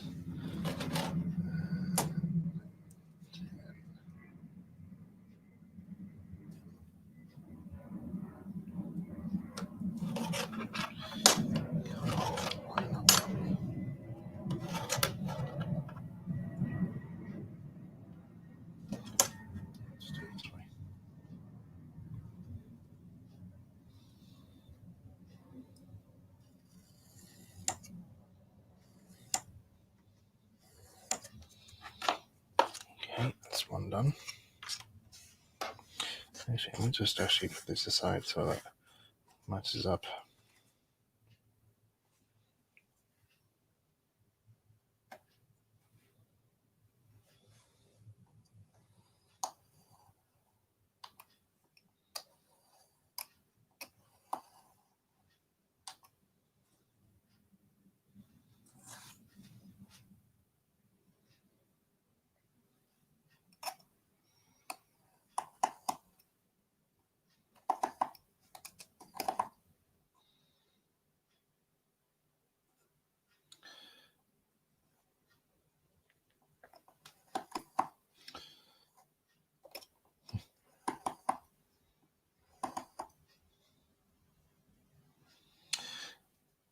I'm sure somebody out there is probably going to be importing all these separate pieces for this build into a 3D, not 3D print, but a laser cut file, so that you don't have to worry about cutting everything yourself. You just let the printer do it for you. Consider I'm using the type of plywood you're meant to use for laser cutter. Make things a lot easier, I suppose.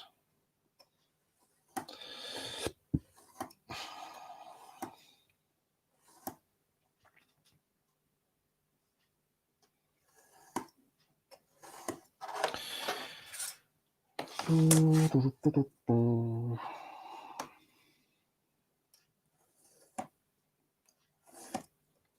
only on the first stages of this build anyway. We should speed things up here. Black coat. Alright. How's that looking? Yep.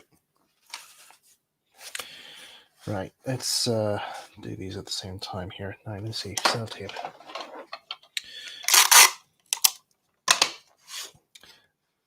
I stick these on the back here,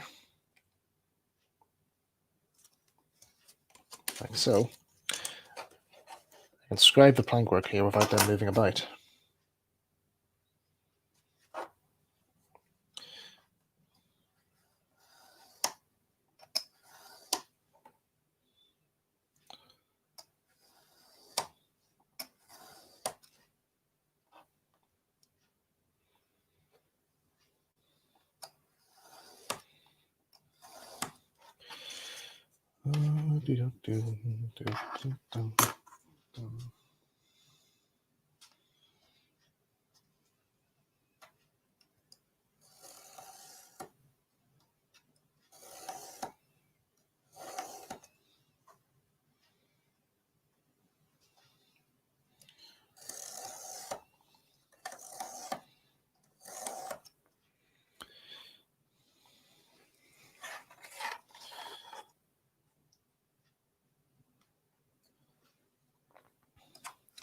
Now, if you guys want to, you can actually, if you want, you can share your pictures of your progress of this build. If you're following this build exactly the same time as me, if you want, you can share your pictures of your work on Twitter. And if possible, if you want, like, I can put these in maybe as a showcasing when we get around to the next stage of this build, so that it shows that everybody else is joining in. So if you want, you can share them on. You can share your pics of your progress on Twitter, or if you want to send them to me, that's absolutely fine. I can put them into a folder in it there, and I can have them as a wee showcase thing for next time. Right. Okay. I think that there will be okay. You don't need to worry about the top bits here for that. So let's take that tape off there now. Right. Scribe the wood. What's next? Back to the notes. Right. Scribe the ends of it before. Note on windows. Okay. Two sizes of openings have been given 5mm and 7mm in figure 6 and 6mm x 8mm in figure 5. Why? Reason is all windows were of horizontal sliding type, but earlier locos had them sliding inside the body. Later windows were fitted outside. Sometimes locos returned from the works with both types fitted. In this model, 5mm by 7mm represents the size of the glass pane, and 6mm by 8mm represents the frame. Okay, if you understood that, good for you. I have no idea. Anyway, in my model, as Rev W says, I took the easiest way. Woo! End windows were glazed with cellophane stuck on outside in closed position and framed with paper strip. Side windows were pieces of perspex stuck on inside in a semi-open position, hence the larger aperture of the side windows. Right, let's just take a look at it. Let's have a look at these references. Okay, right. Okay, so what he's saying here is that he's stuck on some clear plastic on the outside of the front ends here. Sorry, hang on. It's just WhatsApp here. It's just keeps bleeping away. Anyway, he stuck clear plastic on the outside here to represent the windows at this end. And then he stuck clear plastic on the inside of these for inside sliding windows. So he says it's the easiest option. Let's follow that option, eh? Okay. Right, so according to his model, we'll do the inside ones first here because that will make things a lot easier for painting wise. So we've got some clear plastic here. Now I'm just going to measure, like, let's see, he has them at the halfway open position, so like there. So if I get my scalpel and just cut there. Right. Cut down there.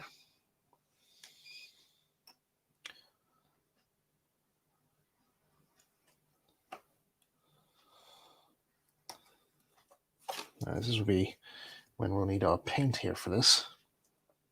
Paint at a time like this, yes.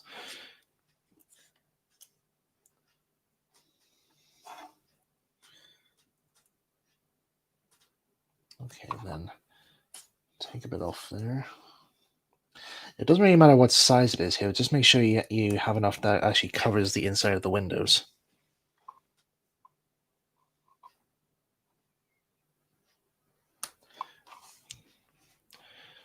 Okay, so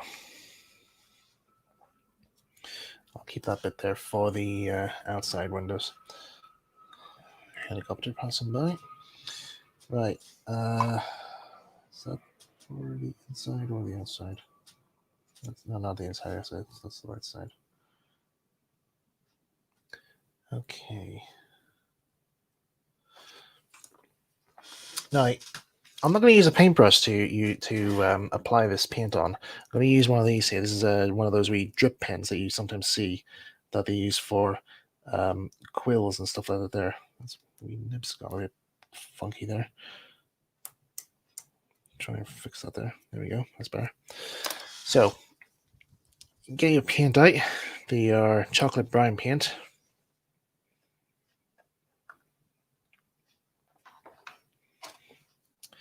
And hang on, sorry, just so I have it on camera so I know what I'm doing. Right. Get your plastic sheets. And then use the paint that's on the lid here, like so. Load your pen nib up so you have a good enough amount on. Dip, dip, dip, dip, dip. And then just go along the outside if you can.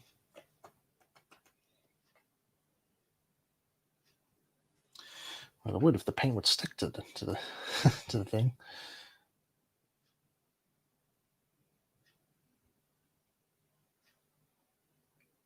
That's it.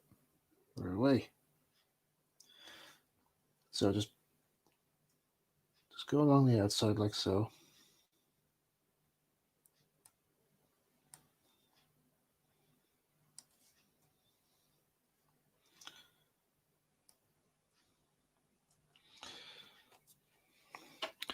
Now I'll just use my scalpel here just to hold this in place here whilst I do the other side. Ow. Just prick my finger a little bit.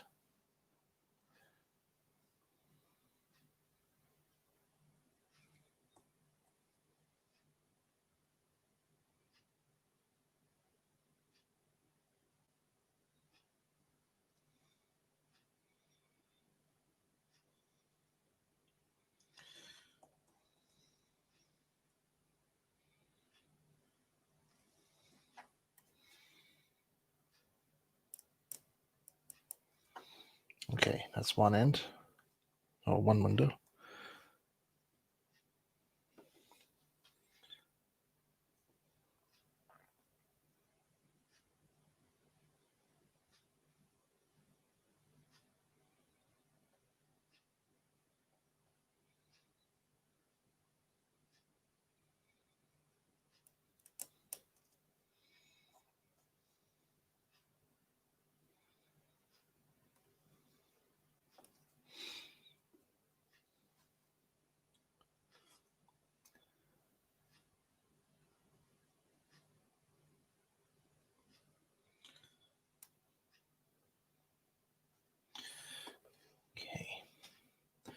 Now I'm just going to let those dry for a bit before we move on to the next stage.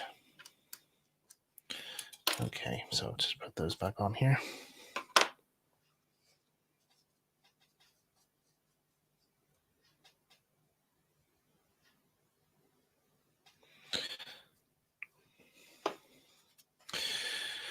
Right, let's see. What's the next stage? Snipe is still going to. Oh yeah, I need to do the other ones. Let's see. Where's this other model? This previous model, just so I can get a look at the cab fronts. So, right, okay.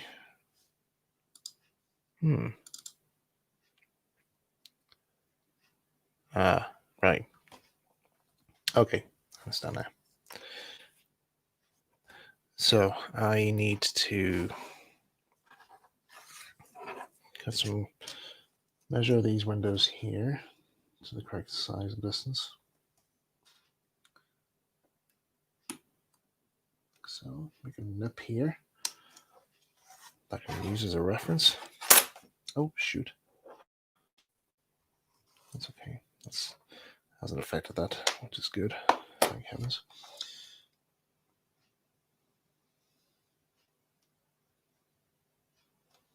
Right.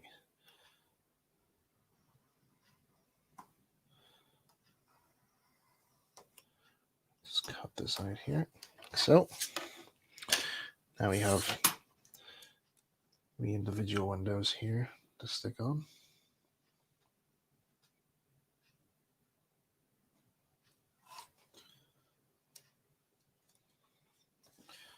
I might use the chopper tool in a sec here. Might help me with this.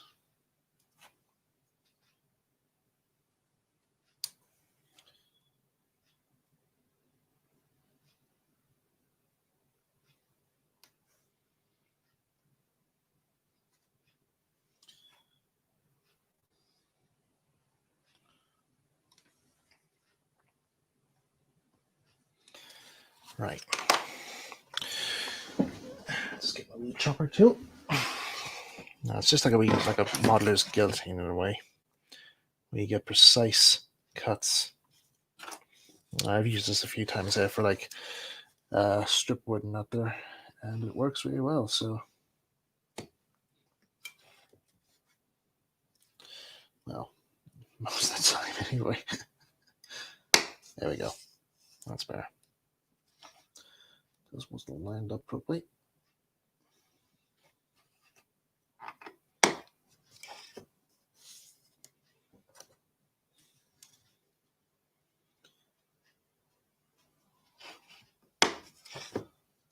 Two.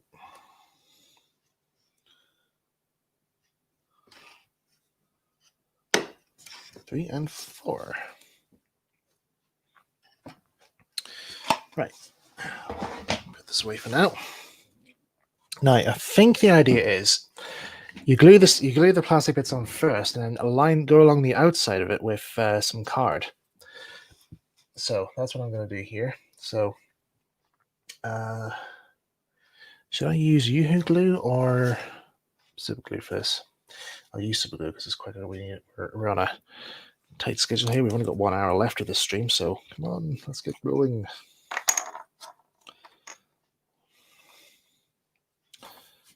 This out of the way so I can focus.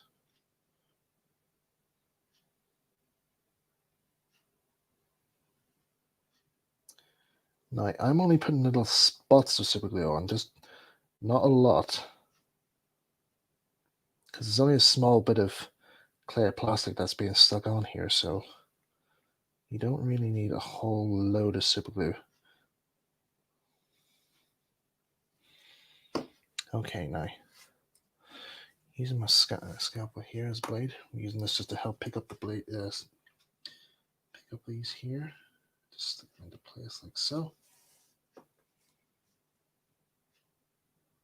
And so. Right, do the other side.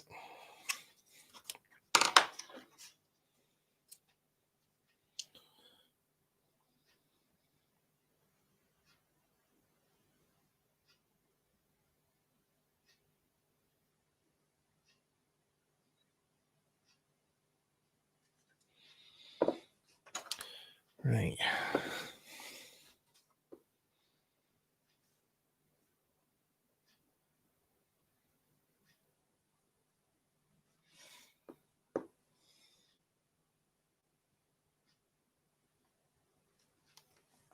Right. So now we need some card.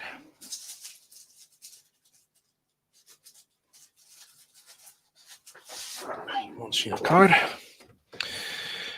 Now, I don't know exactly how thin these are meant to be, so I'll probably just do them at maybe 1 millimeter each, like for one strip. Now, I might need a bigger steel rule for this one. There we go, that's better. Right, I'll move these ones out of the way, these window pieces for the side windows, because I'll glue those on after. Okay, that should be 1 mil. Now, 2 strips of this here should be enough.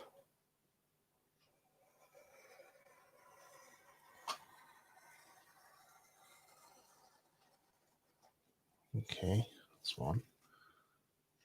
Another strand out.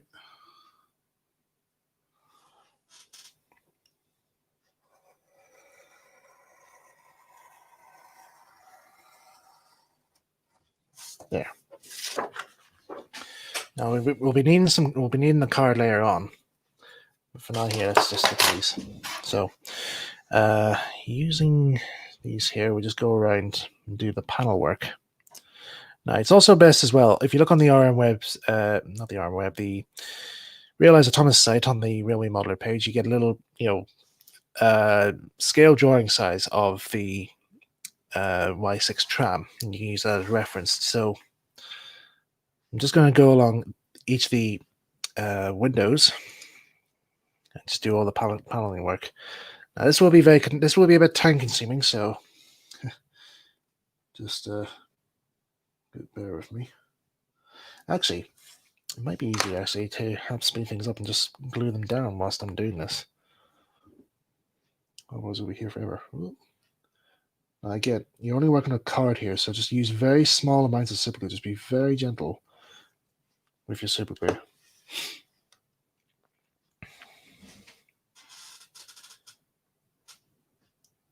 Okay, so very carefully just maneuver it into place. There.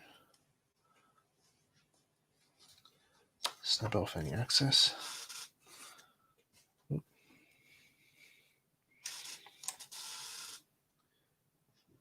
There.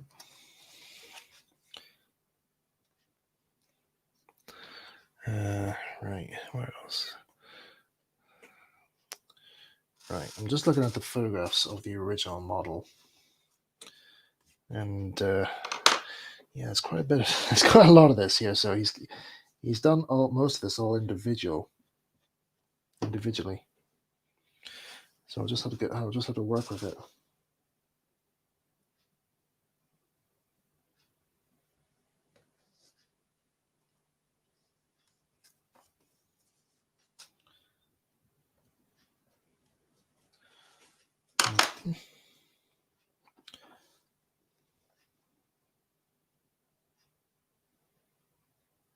I'll show you guys what I'm doing here in just a sec here. So I'm just doing this window frame up first.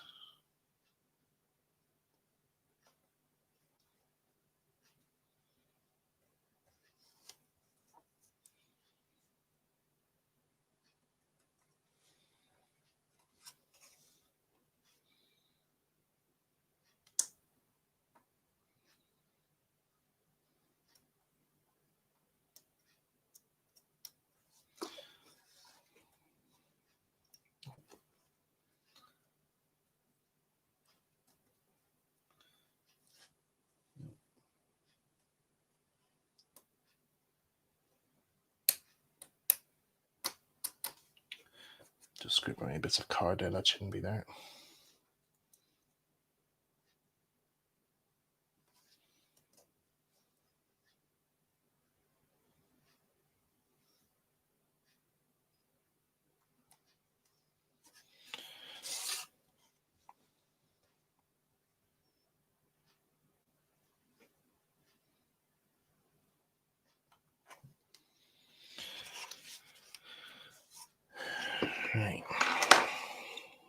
hour left.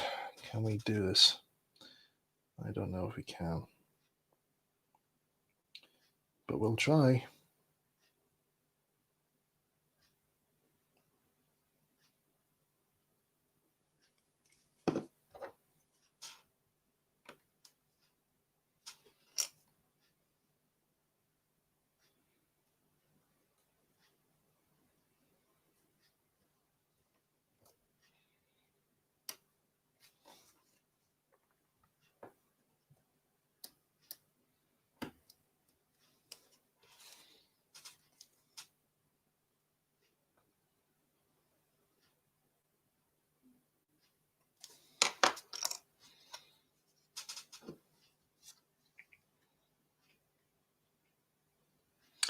I could probably do this, like, afterwards.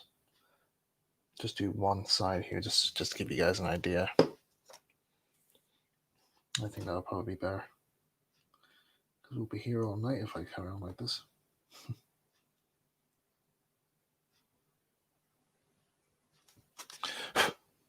So, it's not sticking on. Okay, yeah. A few bits that needs tidying up a bit, but so we have one window there done. So one of the sliding windows, that's it done there. Now there's a bit of paneling that needs to be done underneath that as well. So we'll just get that done here very quickly. Now just get the photograph again so I can see what I'm doing.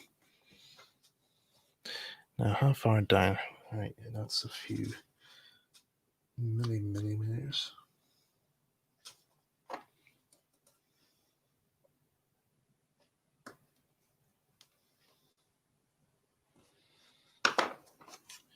A few millimeters.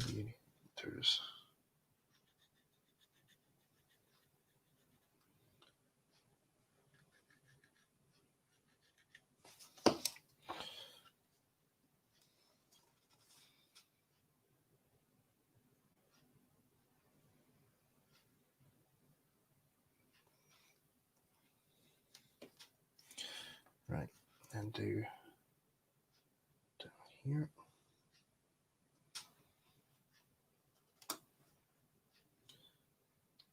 Nope, there's no glue there. Bogie.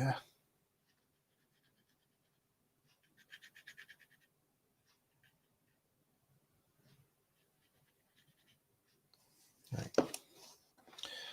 Round two. Ah, that's better.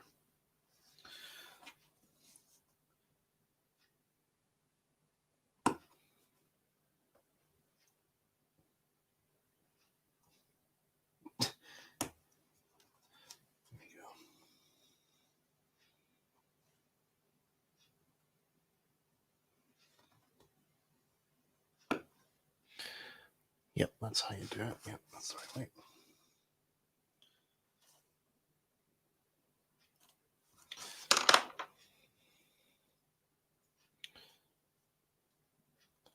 Make sure you straighten that up.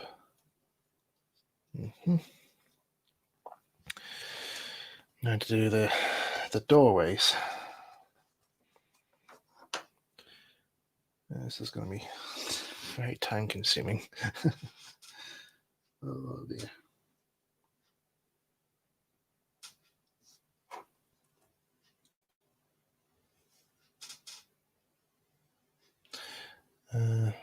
That's a few. That's probably down to here, I think. Right.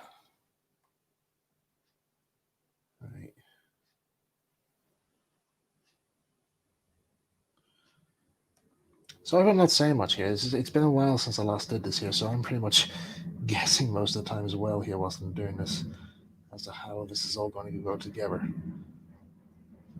And this is definitely going to be my Toby replica that I'm going to use for my 5-quire branch layout. Because this model, like I said, it's been far too long since I actually did this. No, not since I did this, but like far too long since I announced that I was going to do this model. I really wanted to get it made Actually, yeah, that should be enough here. Okay, let's get these stuck down. Right.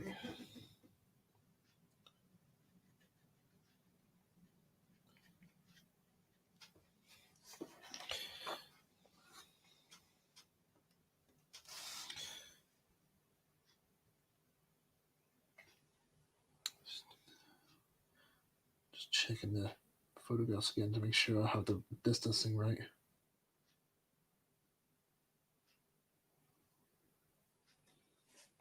Okay. The other side.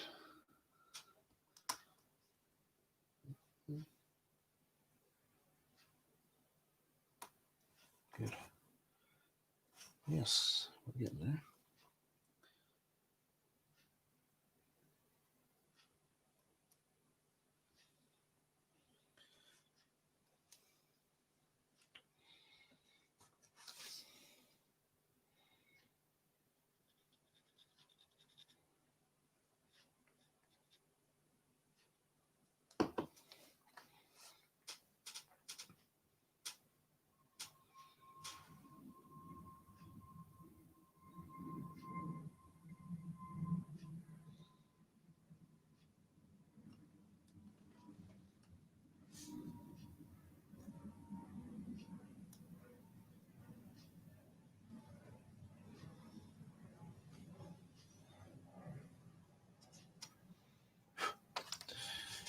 Right, now do the top pieces.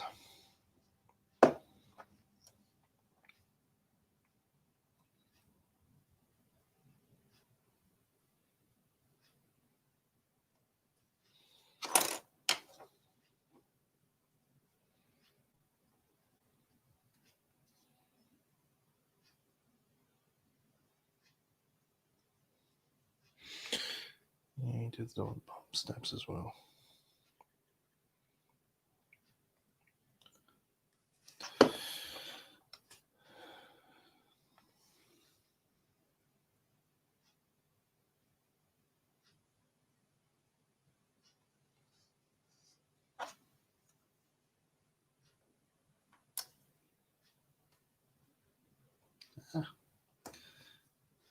Who's got my hand? Finger.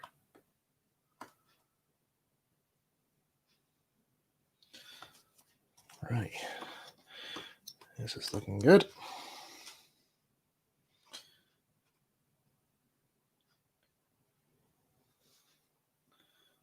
Let's stuck down there. Let's stuck down there. Trim that bit off.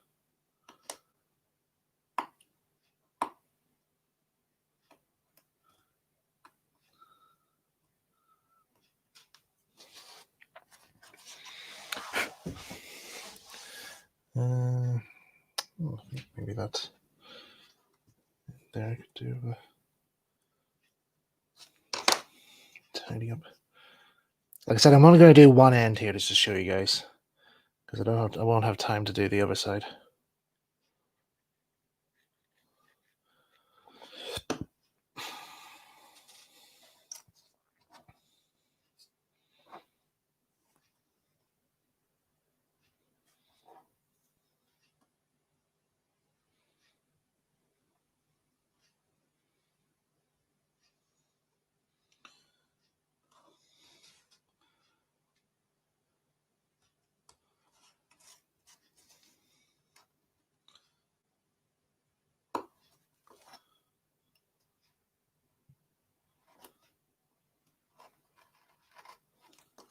Just trim off that bit of wood that was sticking out there.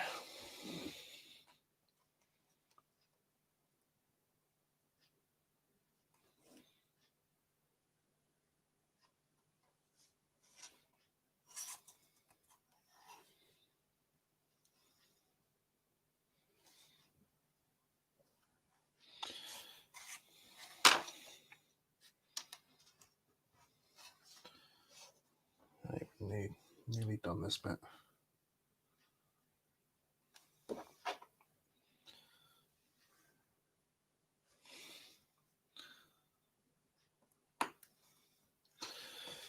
Okay, I'll stick those on this wing here. I just need to measure this window now so I can get those bits cut out.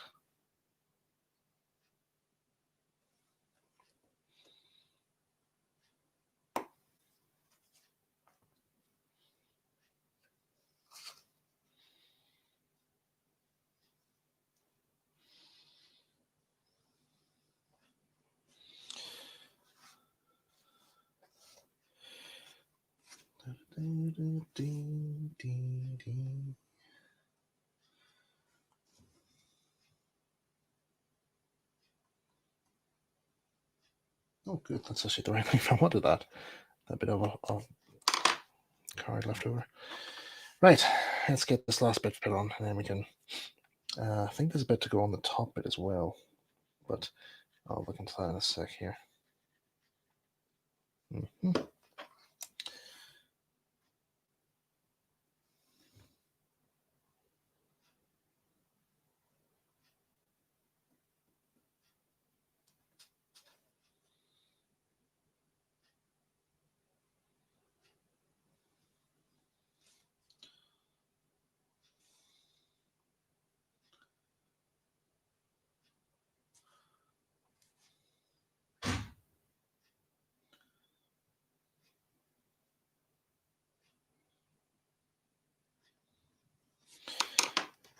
Okay.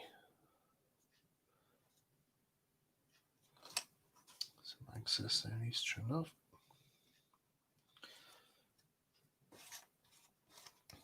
Let's do this window. Again, same as before, just use like little small dots of glue because you'll just get glue everywhere. Okay, here we go.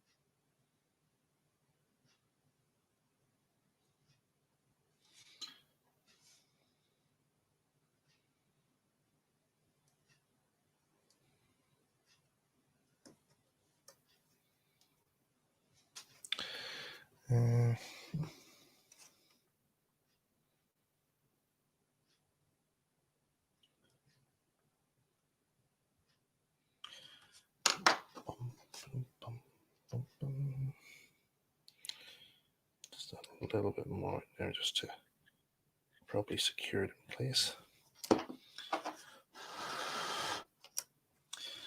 Now, normally when I use Superglue, I always use the activating spray for it. But in this case here, if I use the activating spray, it'll build up a sort of like a white mound, which will build up there, and it'll frost over all the glass on this here. So that's why I'm not going to use the activator for this, because it'll just ruin it. And some of these here will stick down once I get the paint put on. There we go. That's now, I think here as well, because it looks like it shows on the model here, on the top part of this bit here, I think this bit's all. Oh, I think this bit here, the top bit here, is also made from card as well. So what I'll do here is I'll just get my card here, just cut a wee outline there and there, like so. Nip the ends, like so there. Steel roll.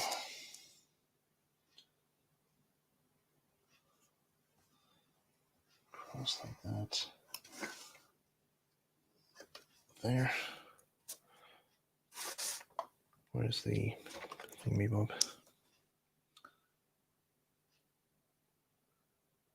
That's not perfect, but it'll do. It'll do for now. Just trim that excess off. I think the roof will cover that patch anyway. Alright, then just stick that on. Oh, it's already sticking. Right, take this bit away.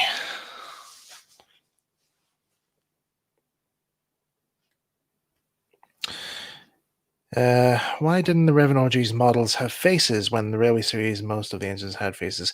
I think it's just more or less like the Rev Awdry wanted to have his model railways look more like, real working engines, like proper engines. So I think it's only in the books that they have faces, and I think he did acknowledge this at one stage. So move this into place like so. So there. Turn off access. Oh shoot. Quick before the glue dries.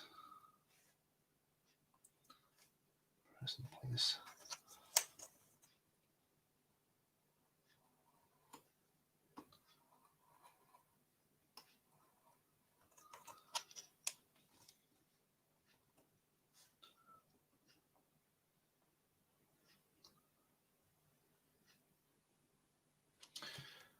Yeah, that'll do. Yeah, that looks good. Okay, so that's one end of Toby's cab now made. So we have the panel work all put in, following the following reference photographs out there, and also the drawings as well. That's part of the build. So let's do a side bit next. Now, I said earlier on that I actually printed out two versions of this here, and the reason why is very simple, because on the thing here, it gives you this bit here. Now, this is actually for the middle section of this bit here.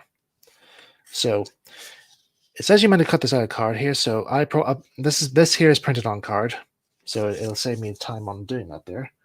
So I'm just going to start cutting that out now. Now, I think this is true, but the Y6s had like an archway type window on their frames. I think May's just found somebody. She's barking up at them outside.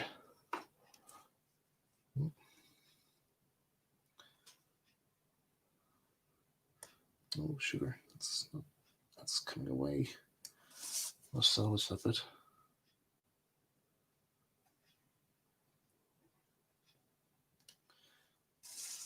It's very tricky, to try and not cut some of the very fine panel parts of this here. So just do it very gently.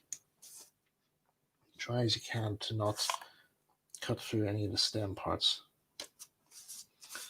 as I have sadly, unfortunately have, but a bit of paint will hide those, hopefully.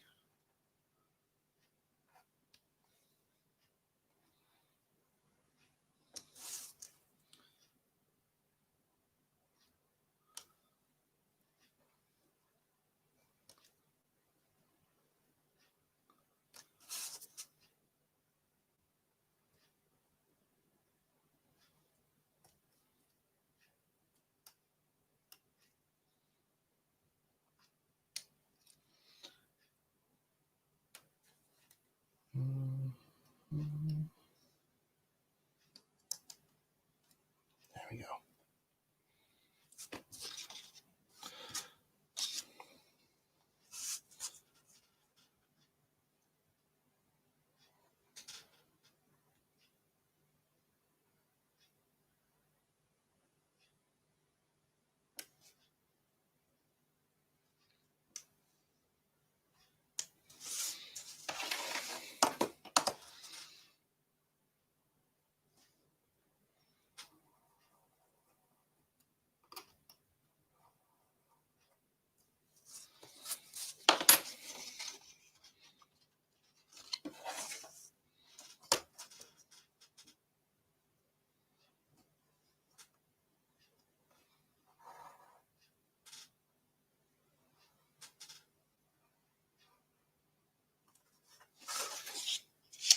Ah, bugger.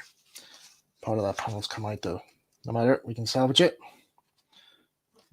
It's very, like I said, it's a very delicate piece to do, so you have to be very, very careful with this and try not like I did here to try and bugger it up. Okay, is that going to come out? Right. Let's try and salvage this as best we can. Right. Might do this backwards actually, because you can see part of the ink map there. It's part of that as well, so must keep that clear. Okay, so get your super glue ready. Again, just do. Let's see, is that scored? I thought I scored that. Yeah, I did. Yes, I have. It's hard to see the score lines here on this. It's because I did it so lightly.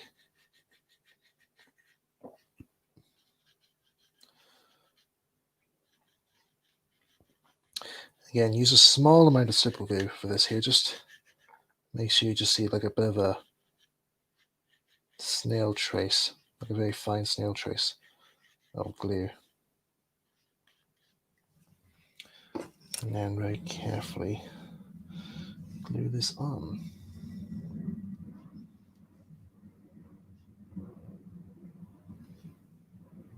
So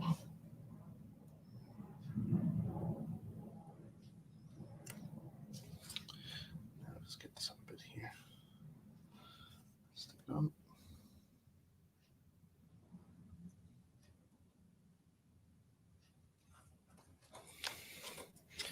It's, like I said, it's a very delicate bit to do here, so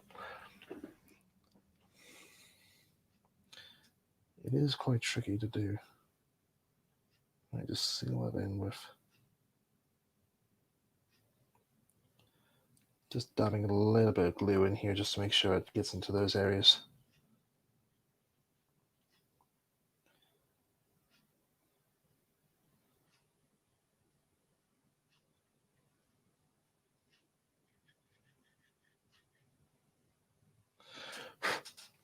Now, some parts of this here hasn't really covered the windows that I cut out earlier, so this would be a good chance to try and maybe file some of that away once the glue's dried. So that's what I'll do later on when it's dried. Now, carry on with the paneling. If I just find another photograph here of the side view of Toby. Let's get a trick here.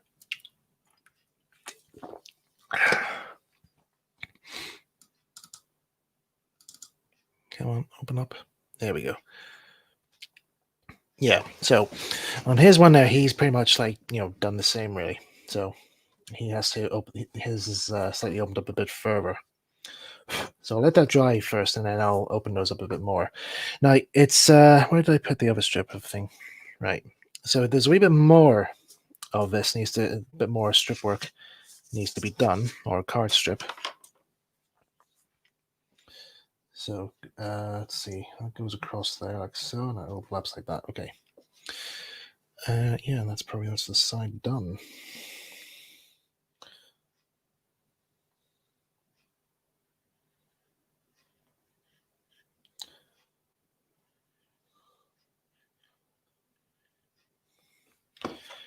Right.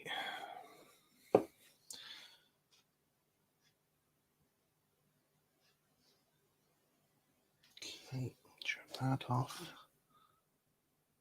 Now there's a bit also underneath the door as well that needs to be glued on as well. So I'll just glue that in as well.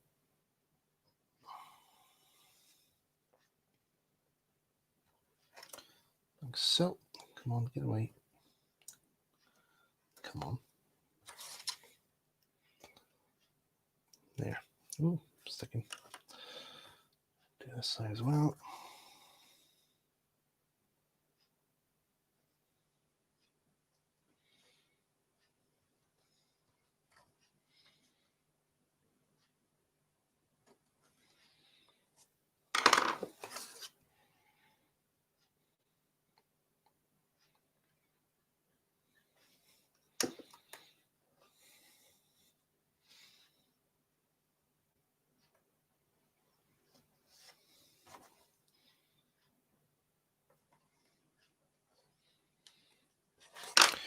Right. I'll just spray a little bit of activator on this here just to try and dry those bits off.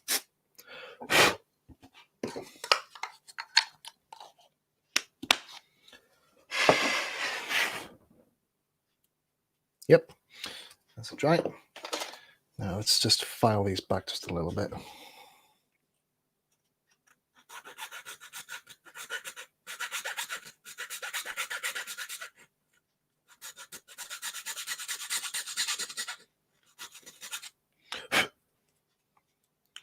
Might also be handy to have a round file as well. I don't have one with me right now.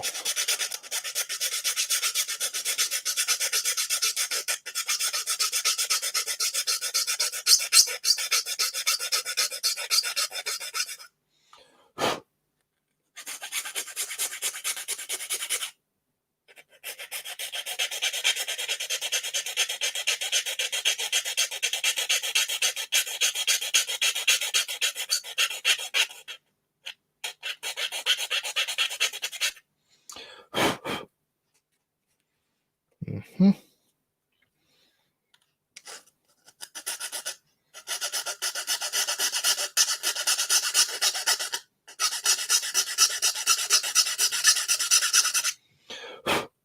Oh yeah, this is definitely looking the part now.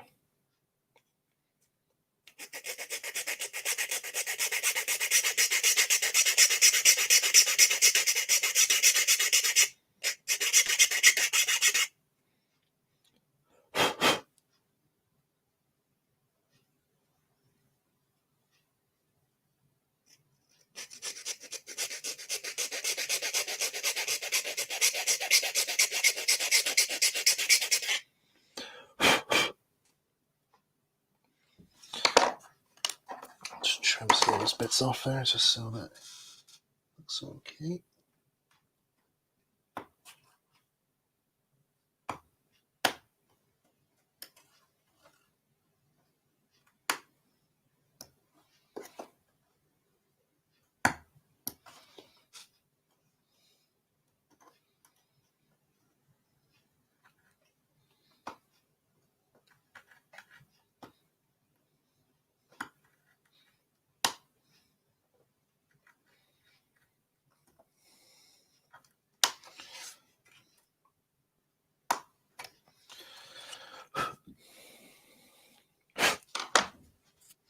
Let's see, have I got a round file? No, it's triangular.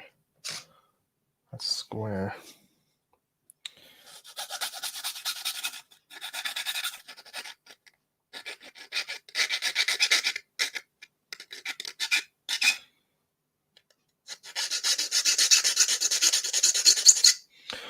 Well, it'll do. That's fine enough. It's tight enough. It's just that wee bit of card has just come unstuck there. Just tidy that up.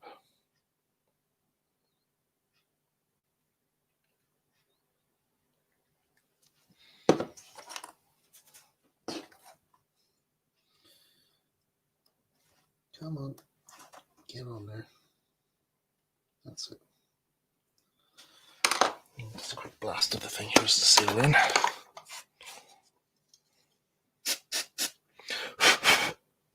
That's it. Right, so that's the side. That's one of the side panels now done. So just doing a quick test fitting to see how it looks. Oh, I definitely look at the part now. Okay, so just give you a proper look there at that there. So, like I said, that's that all glued in place. I know it's a bit blurry there, so I'll just put it on this other camera so you can get a better view. There we go. Now, after I've done that there, what's the next stage? We've gone to this at length here because obviously you have to decide which sort of windows you want before you cut them out. Yeah. Footplate, mark aperture. Yes, we've done the thing. Assembly. Dry assemble sides and ends of footplate. Make any adjustments needed to secure a good fit before sticking with Durafix. Note that A, footplate, should project a little round body by 1 millimeter. B, top of each side runs the whole length of the sides. Length of side. The ends fit in tiny motorized cut at the top of each side of ends while body is drying. Assembly parts for the roof. Right. Okay. So I'll do a dry fitting of this here now. So we're going to fit these onto the footplate now. So let's do this. Now I said earlier on, where is that template again? I might drill these out now, which I'll roughly explain around. But these are actually holes for the handbrakes. They actually have little notices where you're meant to drill holes for the handbrake. Where's the drill? So maybe I'll change the drill bit here because we're going to be using pins here to thread for this. Wow. Now, where is the small drill bit I had? Hopefully it hasn't gone walkies.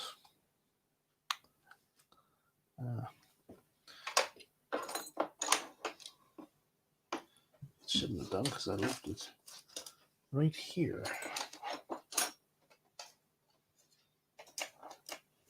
Never mind, it's got one here anyway. So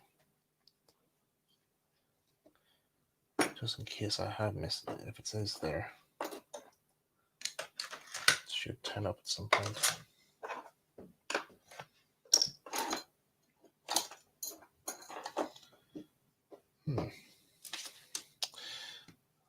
Oh well, it'll turn up.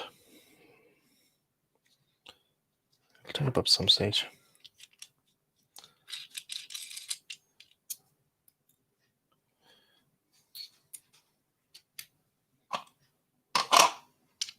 I'll just use the small drill bit here for it because... Oh no, there it is there. Flip.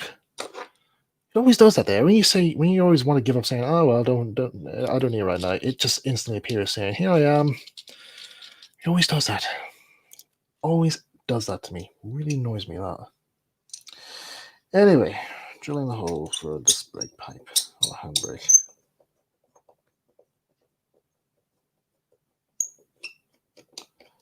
It's one hole drilled. And the other.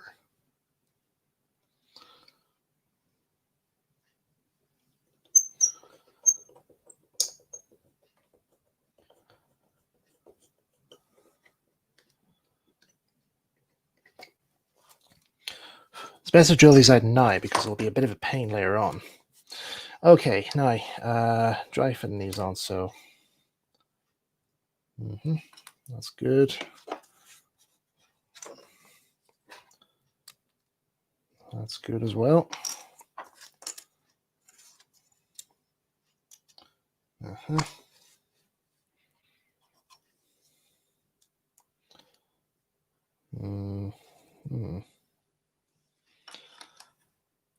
Which side's going on to which? Right, that there needs trimmed a little bit.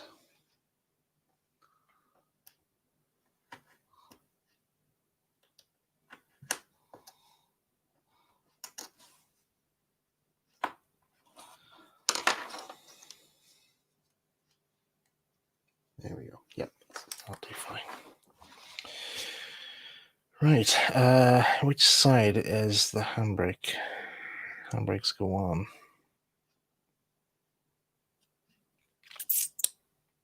Wouldn't really matter as much, really. So, stick the ends on first. Now it says that they're 1 millimeter apart, so just measure 1 millimeter here. Pencil, here we go. Just 1 millimeter there. Get my glue.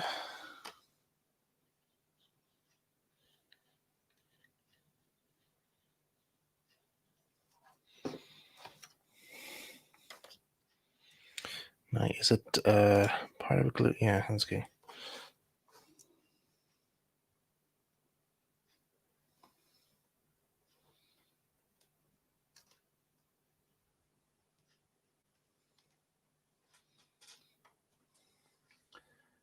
Like I said earlier on here, I'm going to do the other side and end later on. So, this is where I will need the activator for this here because like I said, we're on a tight schedule here, and we've got less than half an hour left, so we need to press on. Okay, there's one end there.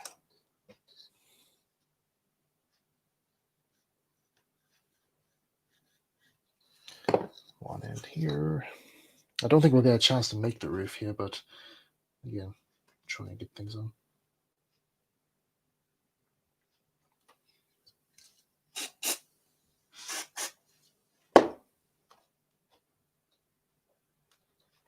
There we go. Yeah, it works well.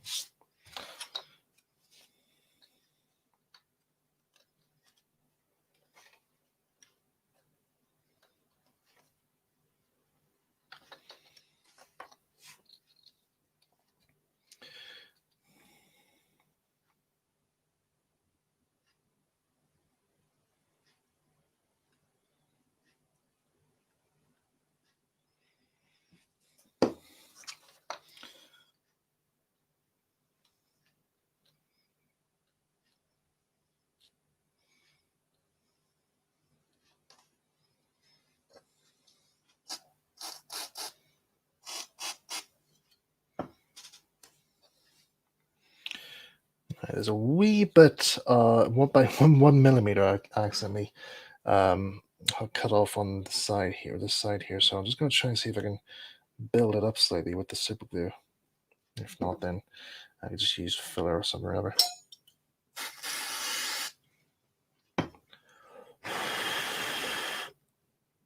Oh, that's actually working in a way.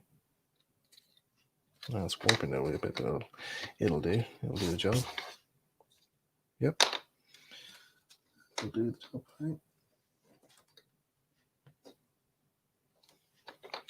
To the other side.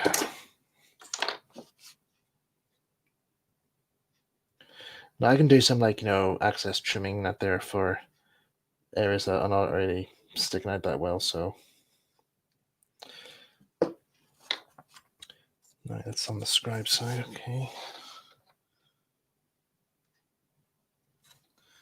This side here is okay, so stick you on. Oh, spoke too soon. Yeah, this bit there I must have cut off too much of, but never mind. I can fix that later on.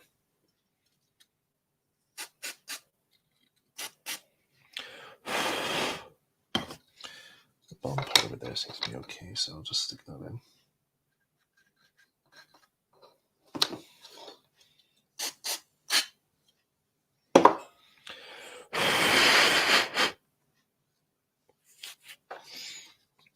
Okay, so get my camera up again here.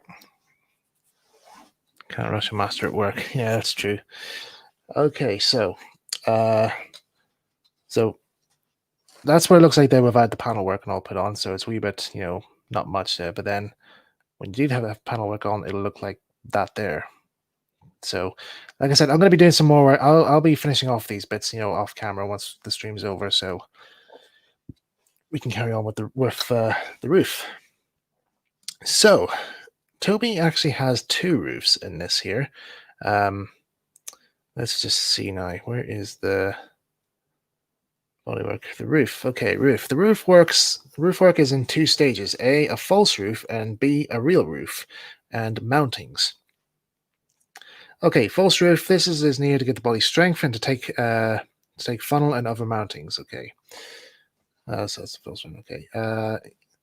Rev W Awdry uses a bit of CCW flat coach roofing. He had handy, but doubtless well shellacked balsa wood would do. Cut it to the exact length to fit between the two ends. The bottom projection, if CCW roof is used, will fit neatly between the sides. If not, do not fix yet. This piece should fit tightly enough to stay in place while curve of roof is sandpaper down and flush to the ends. Right. This is where our balsa wood will come in. So you remember having a balsa wood earlier on? So I have cut this earlier on to the correct distance inside. So what I really need to do here is to actually, just put that in like that. Very carefully. Might maybe just trim off a bit here just to or sandpaper down a bit here, that so it doesn't actually.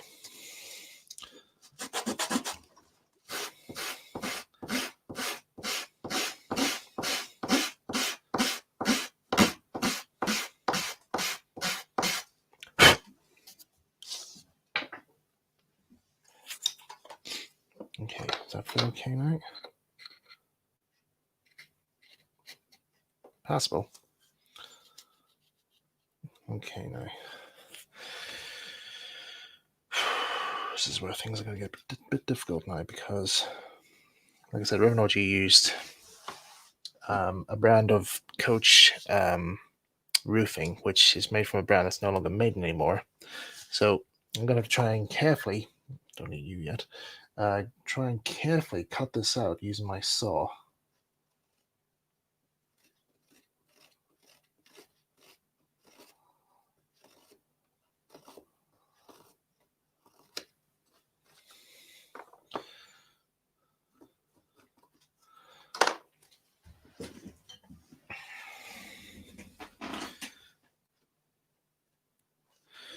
Right, so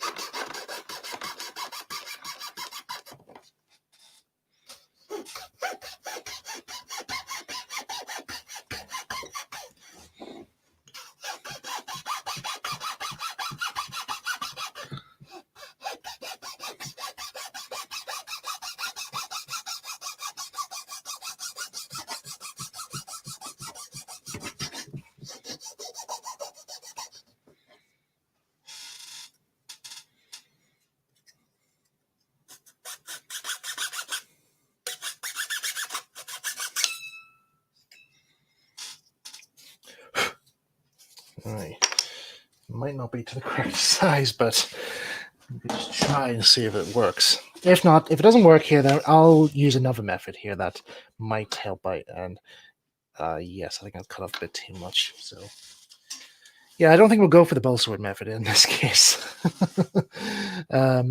Right, what we'll do instead here, what we'll use is, where have I put that board that I had earlier on? I had some sheets of pulp that I had handy for a build that I was working on before.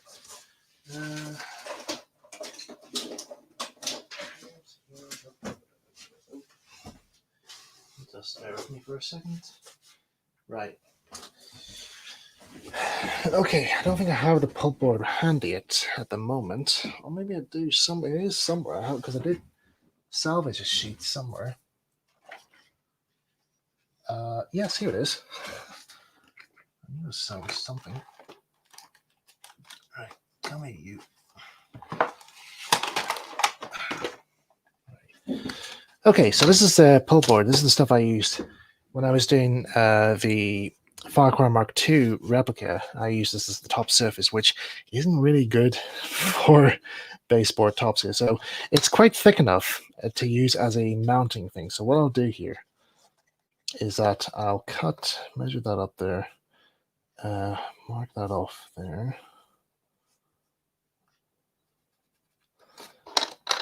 Cut a strip like that. So. Now this roof is still going to be false now, just so you know. Because the reason why it's false is that if Rev Awdry needed to replace the motor for Toby, he can simply lift off the roof, unscrew it from the motor frame. Because basically, in this part here, these bits here, this is where the mounting position for the motor bogie to the model would be. And it would shoot up in a way and have a little loop or something or other in the middle, which would hold the motor in place. And so it would hold in place by like a little screw of some sorts, and the roof will go on top of there, so that if he needs to replace the motor, he'd lift the roof off, unscrew the motor, lift it off the model, and then change it over. So without, breaking the model. But In this case, because I'm using a 10 shooter mode bogie, we're going to be doing the same method, just so that it fits okay. So I'm just going to do a couple of these. Now, it's just, I'm just using this here because it's easier to cut than balsa wood. Though I can reinforce it with balsa wood as well, just to add a bit more strength to it.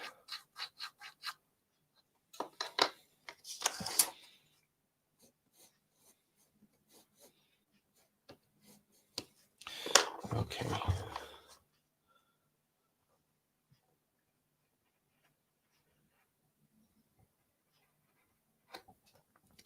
How are we for time? All right, we've got about 10 minutes or so. So I'm gonna go. I think I'm gonna overrun the stream for a bit here because, I don't think we're in a rush for time really right now. If it's just me on my own,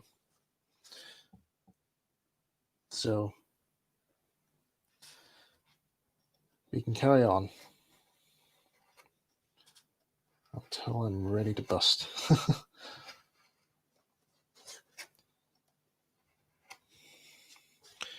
Okay, keep that there. Keep that there. Cut that bit across there.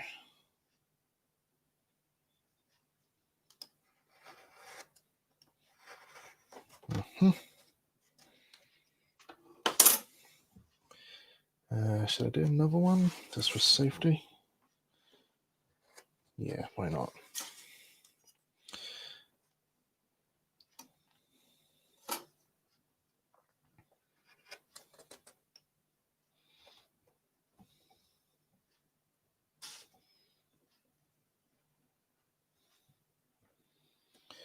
Yeah, I don't cut myself.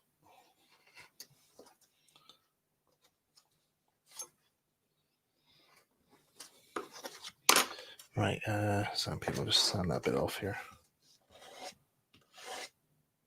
Just move it up. There you go.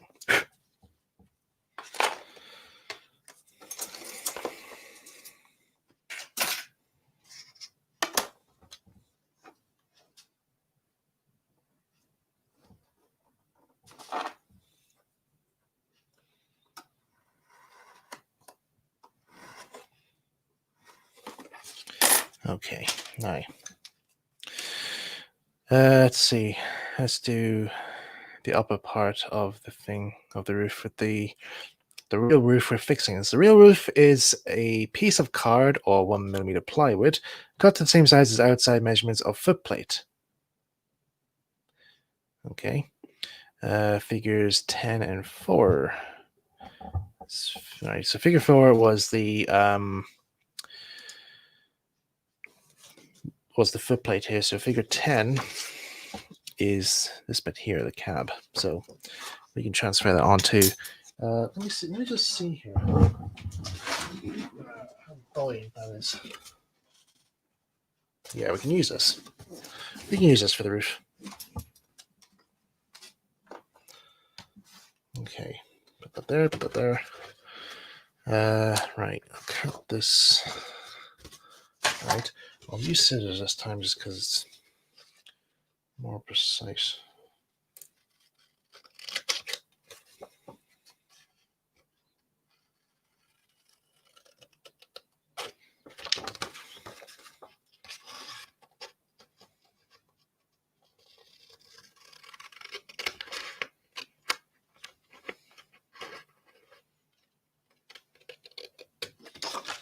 Okay.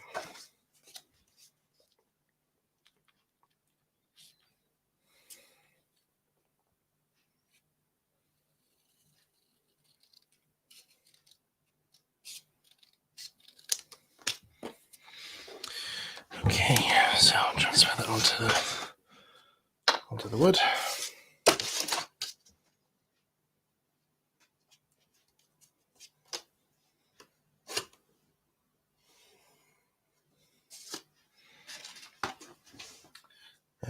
Where did I put the saw? Oh, here it is. I'm just going to use the saw for this here because it's a lot easier.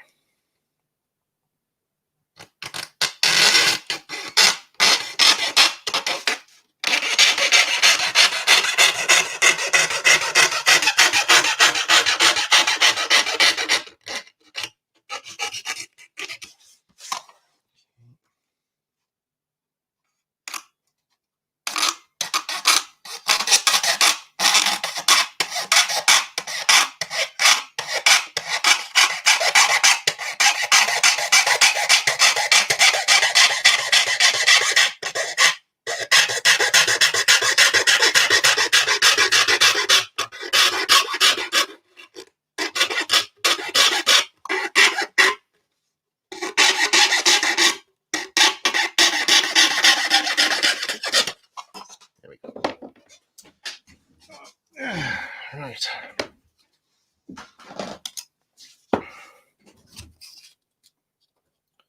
Should be okay. I'll fit on okay there. Test dry fit. Yep, it's good. Good. Okay, so let's get our wee end bits here and get those glued on. Actually, maybe. Now it's often wise maybe to actually soak this in warm water because it will help bend it a bit easier. So I might try that actually. Just give me 2 minutes here, and I'll just get this soaked in water here so we can bend it a lot easier. So get yourself a drink of something or other. I'll be back in a few minutes.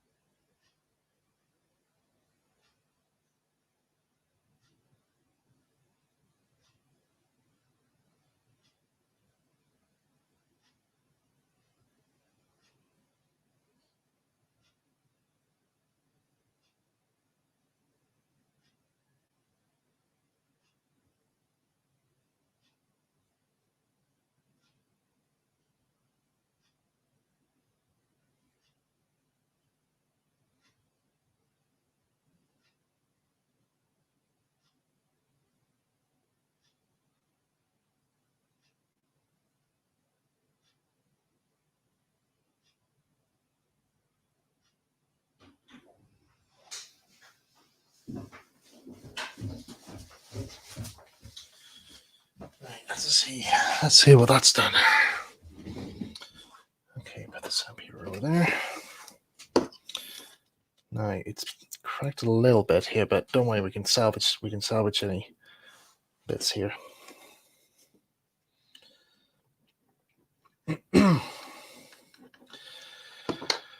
So run a bit of glue there.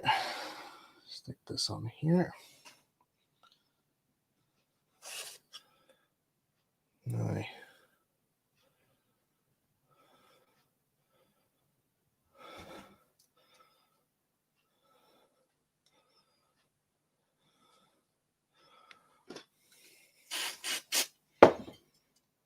oh shoot, come on.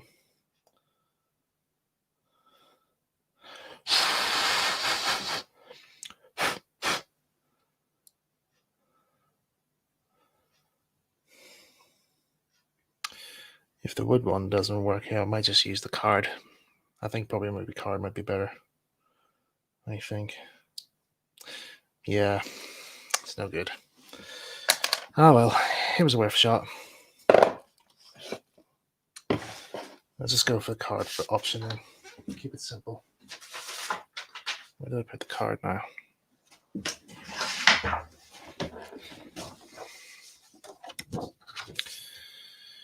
Oh well, start again.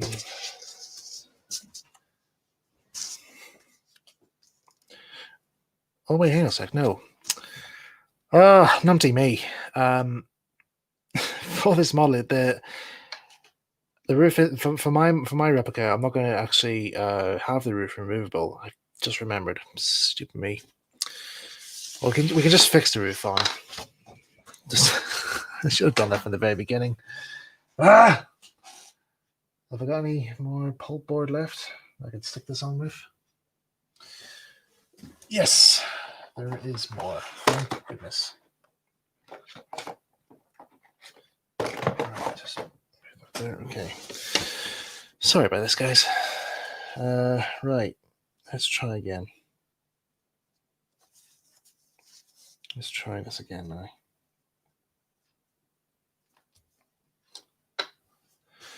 Pencil.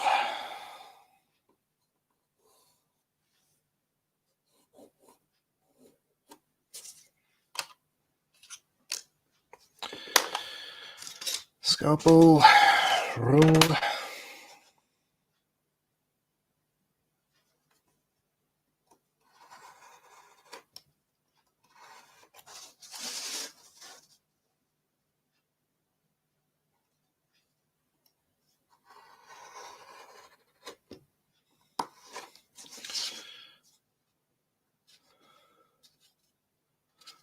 Okay, right. If I wrap this around the pen, it might help bend that a bit more, help curve it a wee bit more.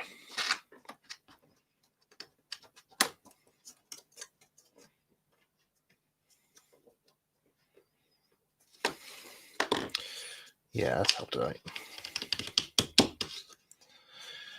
Okay, now saying this, as I said, this is not going to be a false roof. Like, we can just go ahead and just stick this on, like so. Now, Superglue.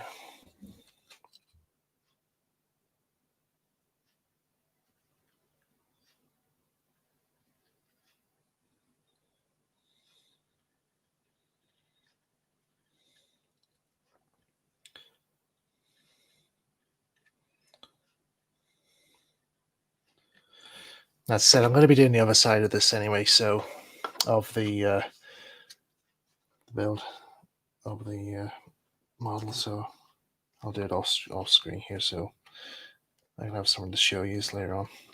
Okay, right, is that sticking on? Yes, that's sticking on quite well.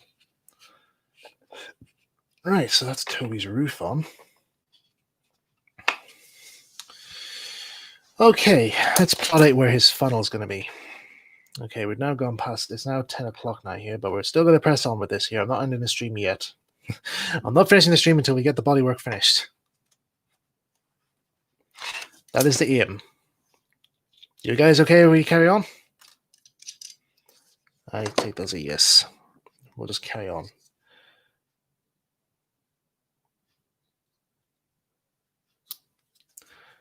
Right. No, that's not going to fit the drill.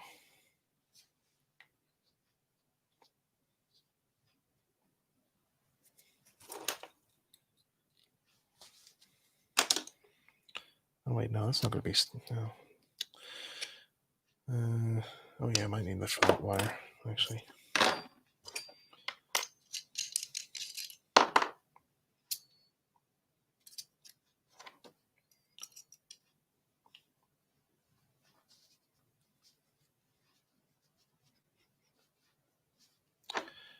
Right.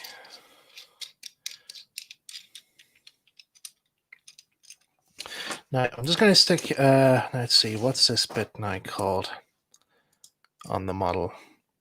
The condensing pipe. It says here it's the condensing pipe is 16 gauge copper wire. Oh, it is copper. Oh, there you go, copper wire. Copper wire bent to shape shown in figure 11A. 11A. D. Right, here we are. So figure 11A is this bit here, this bottom bit. So follow the guide of that there, which I'll do in a wee sec. The collar is a washer 2BA, I think. The valve was once the metal cap from a carbon of a dry battery of a dry cell battery.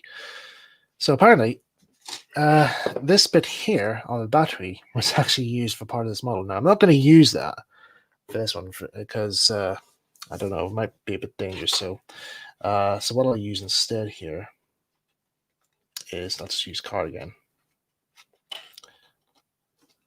But I'll drill this hole here so that I can fit this pipe through.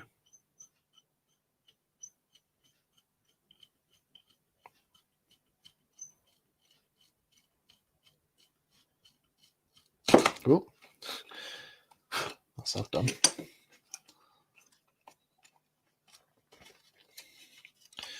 And then there's another hole that goes here.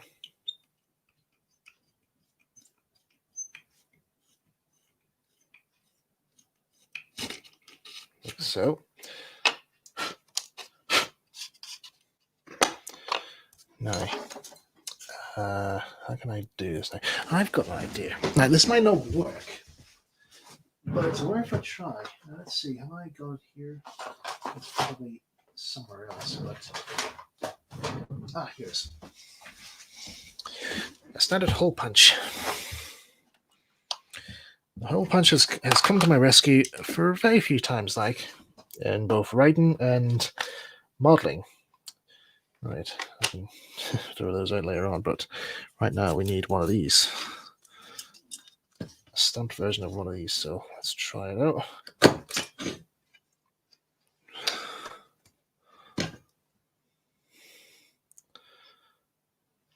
Right. Actually, got a better idea. To help save me some trouble, drill the hole first.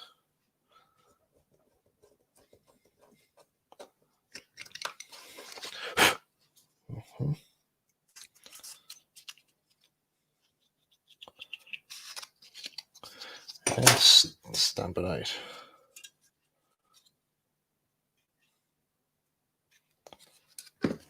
Hope to God this works. And it's sort of worked. No, we'll go with it. We'll go with it. Right, so I need some copper wire. Bend to shape. As shown in figure 11A.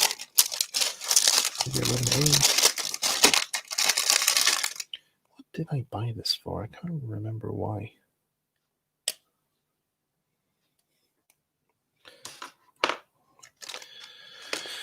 Okay, figure 11A. Let's see now. Okay, that's bending that way, so bend you that way.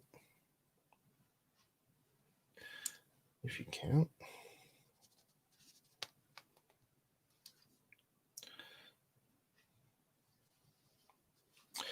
Let's see if I try with these. No, it's not gonna try not to cut them. Okay, so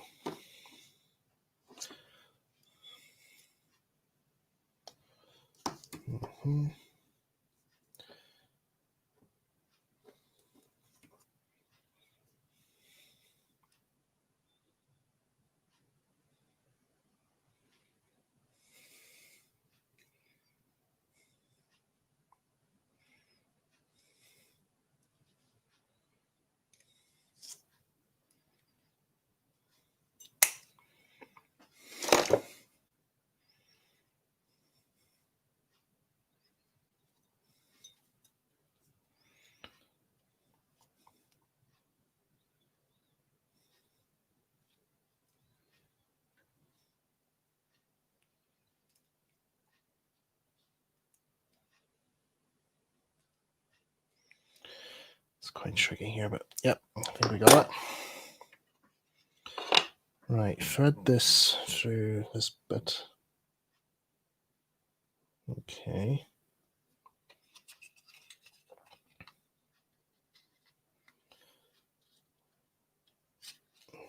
And then push it through here. I'll have it bend it far enough.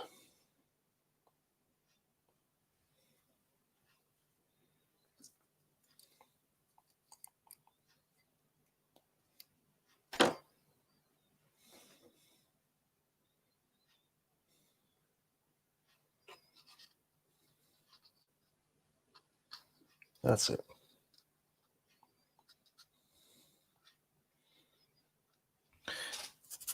Okay, so glue that in place.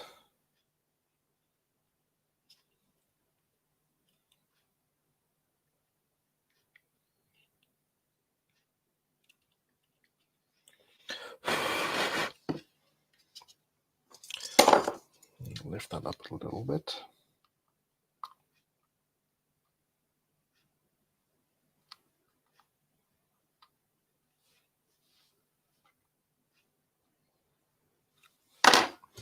Spray.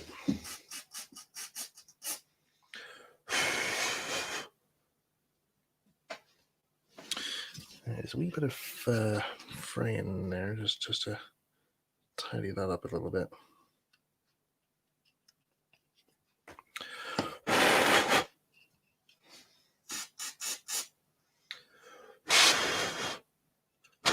Oh yeah, that looks much better. Good. Now, what's next? So there's our condensing pipe put on with the cap and all, or thing we've all put on. What's next? The funnel. Okay. Now we need a washer. Where is the washer? Washer. Here we are. Come on, you.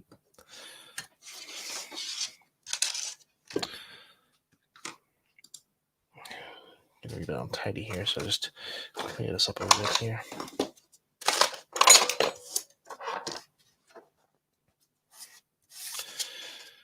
So let's see now. That goes there, that goes there.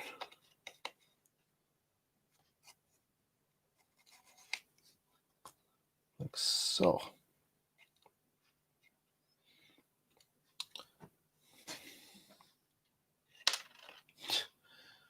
Oh well.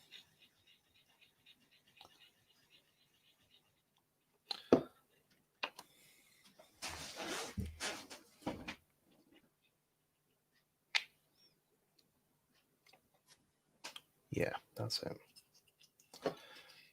Just further to stick that in place.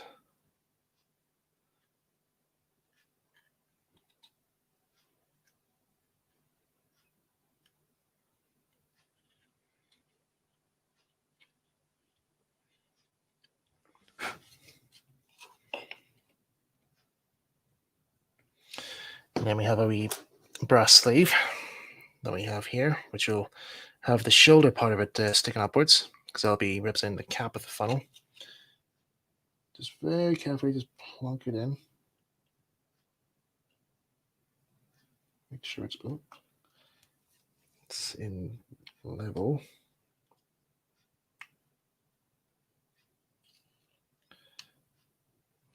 Again, it should be really a longer one version of these here, but again, I can only work with what I could find. Right, secure that in place with this spray.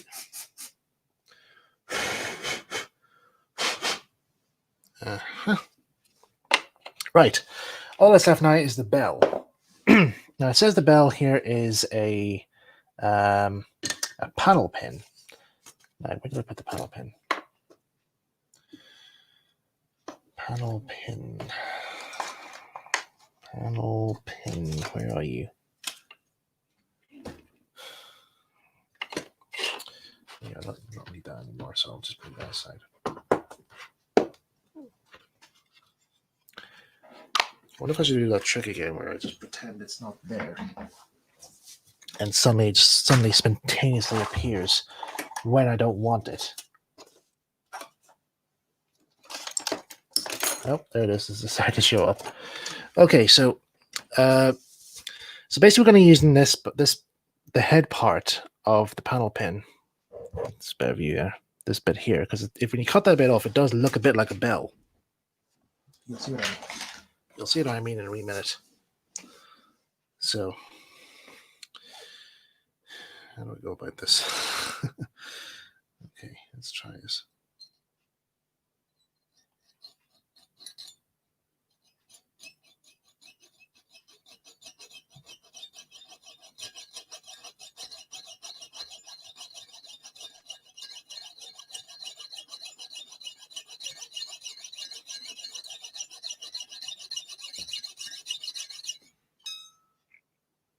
Not even cutting. Right, I'll probably have to put this into my vise and then cut it through there. So give me 2 minutes here, okay?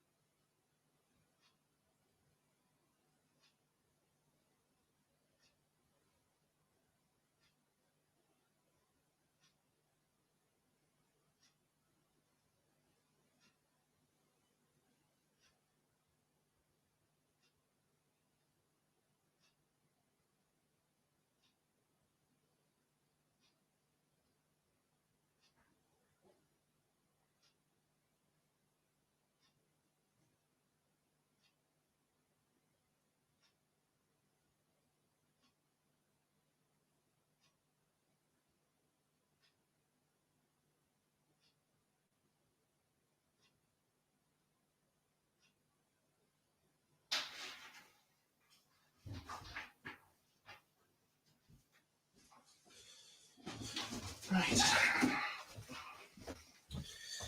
It turns out the panel pen was a lot harder to cut than I thought it would.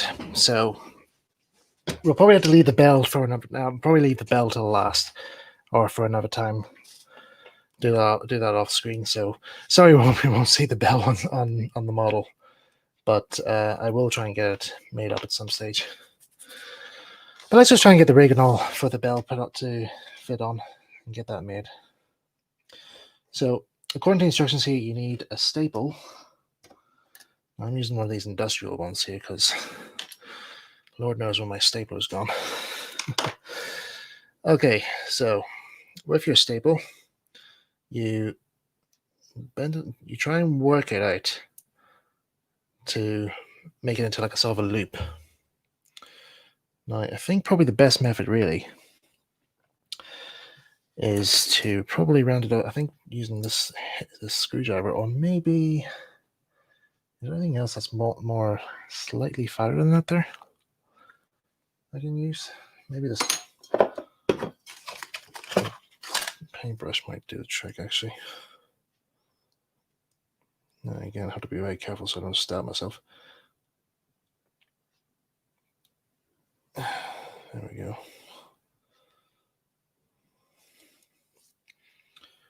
Try and create something of a which at the moment looks like a very pointy loop, but it'll do. It'll do for this challenge. So is it the right size? Well, not really, but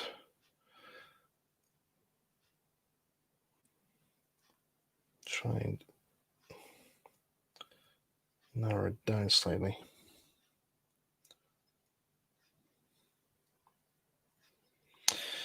Right, that'll have to do. Okay, then just snip off the ends.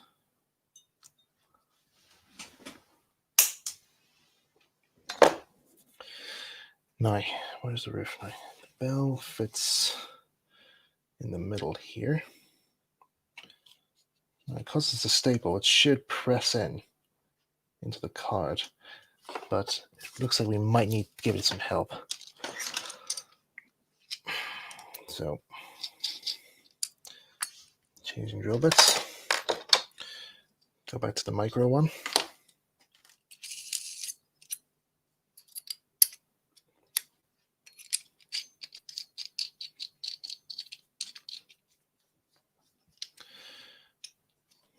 Don't worry, we're nearly finished now, guys. Nearly finished.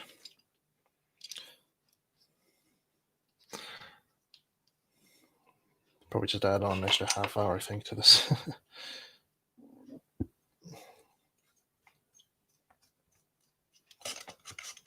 Okay, so that's one. Drill in the wee hole here.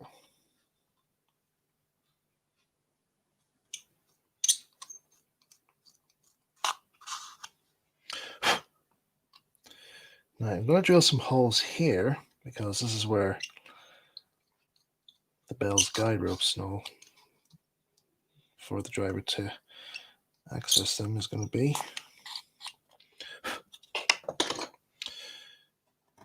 Now, use my tweezers here. Just going to try and put this bell holder in place. It needs opened up a little bit more.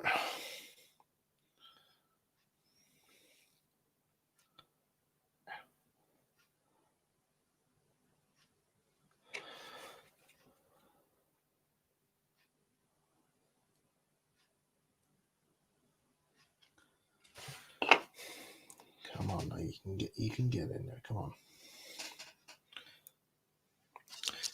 Just press that a wee bit more.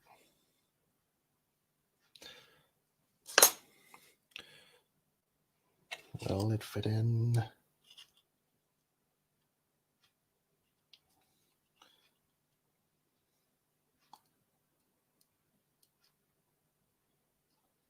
Huzzah! We're in.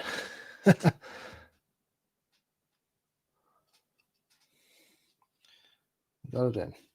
Okay, just need to make sure it's in the right position now, right height and all that there. Okay, that'll do.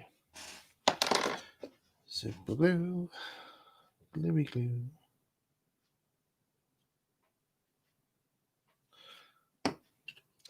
Mr. Glue is our friend, but not when it sticks your hands together.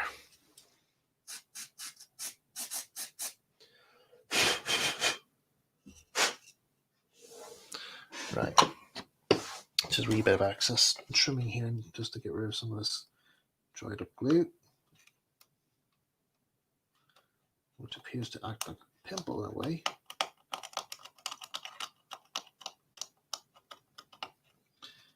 Okay, that'll do. Right, we need our 0.45 wire, if you remember from earlier on. Bend the ends, well, bend one end.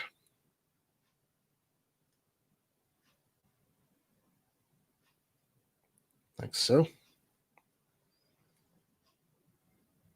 Put that away for this blocking your view.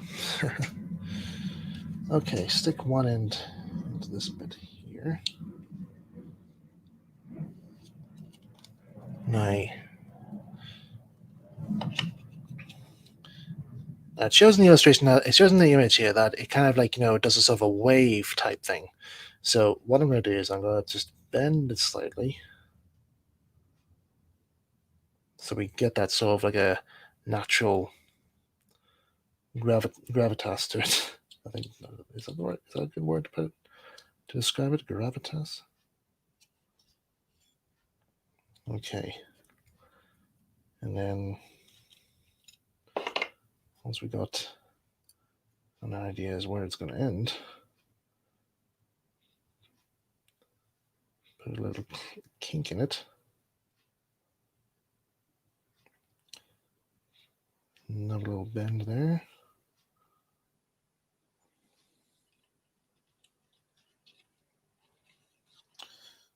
Oh, bent that a bit too soon, actually.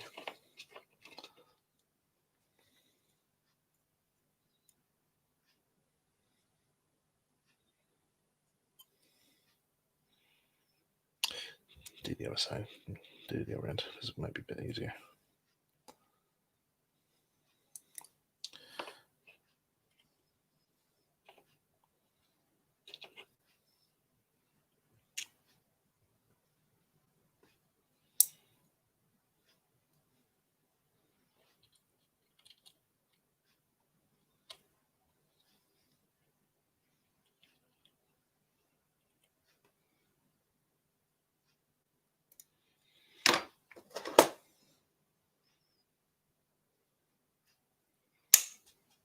Right, I'm going to save some of that wire because we'll need it for the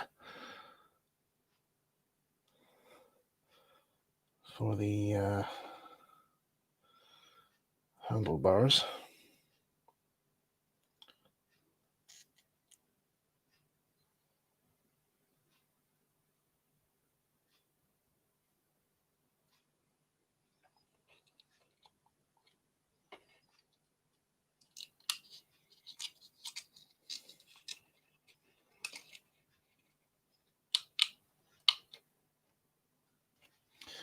Okay, so bent those there, bent in the middle. I'm going to secure it.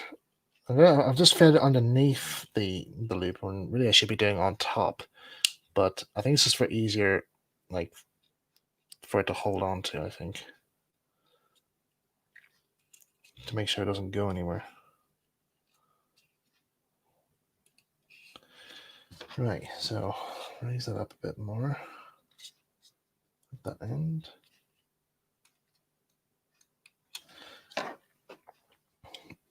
Bit of glue. Spray.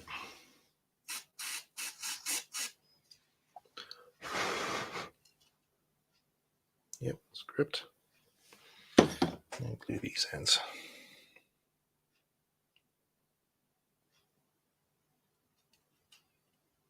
Oh, stupid me, I forgot to put the handbrakes in. Never mind.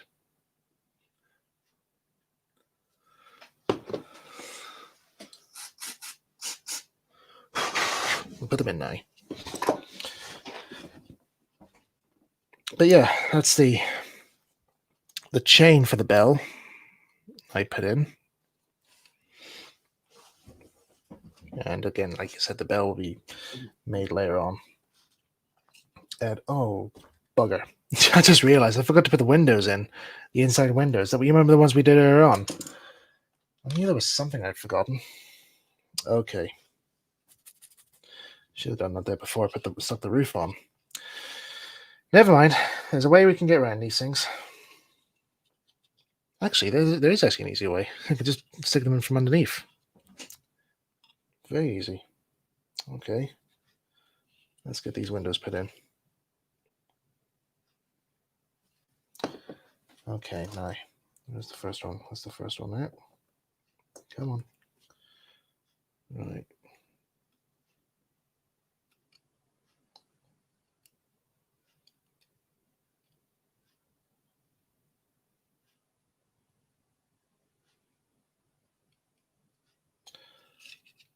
Oh, actually, maybe I shouldn't stick that one in. Because it's... I still need to do some work on that side of the window, so I'll just do the other side instead. That's already got clear on it there, so...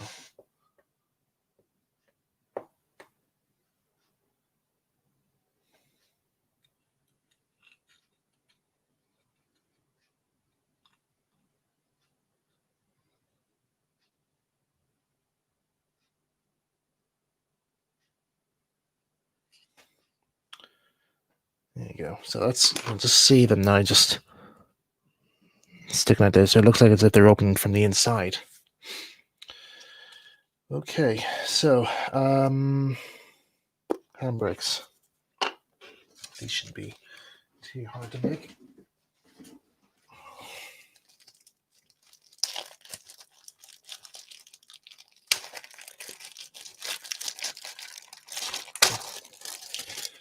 So basically just like little strands of this Mercontrol wire, or not wire, tube.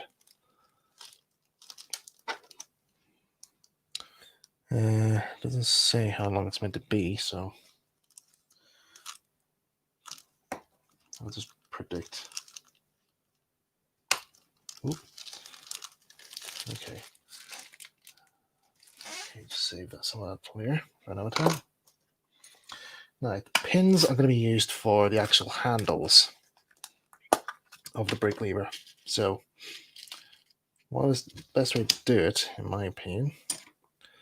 Take a pin, bend it slightly, bend the head 90 degrees, and then bend it the reversing way 90 degrees, so you get kind of like a zigzag point.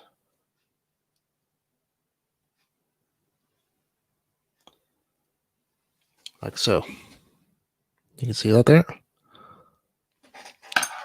And you stick that into your,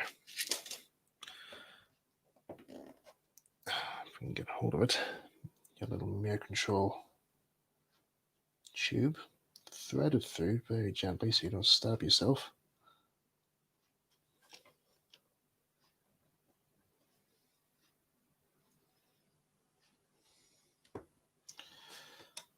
And then you just glue it into place. So just do that again, because we're making two of these anyway. Now, before I press on here, do you guys want me to paint this here now, or do you want me to leave it till later on, until we get the final build out there? Should we do painting afterwards, or do the painting now of the bodywork?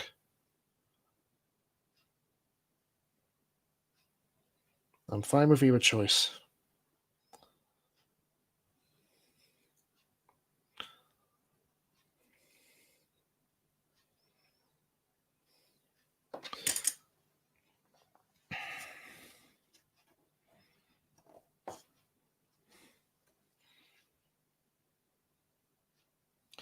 Because we start painting, yeah, okay. If I paint it now, I'll have to do I'll only have to paint one side first.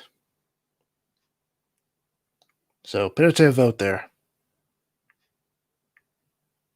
So we have one there for no, one for yes so far.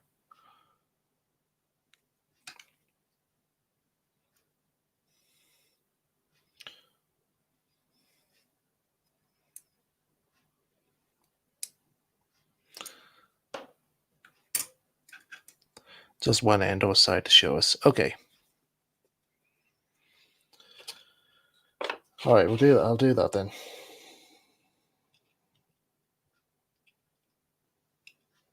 Okay, so I'll just stick these handbrakes in.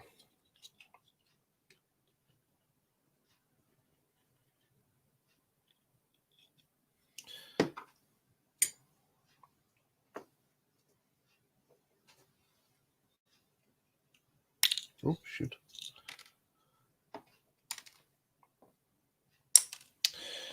Come on, get on there. Do as you're told. Well, I'll not put ease on at all.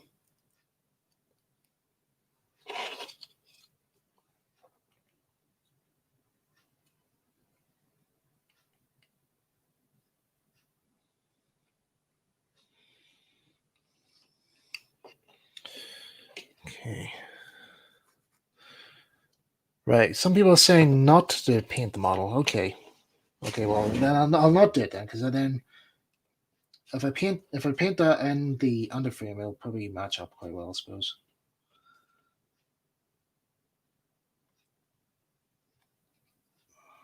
Okay, let's just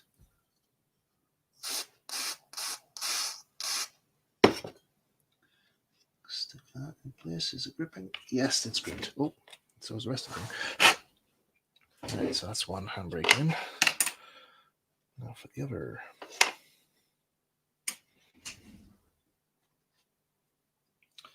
This is really fiddly, this here, so.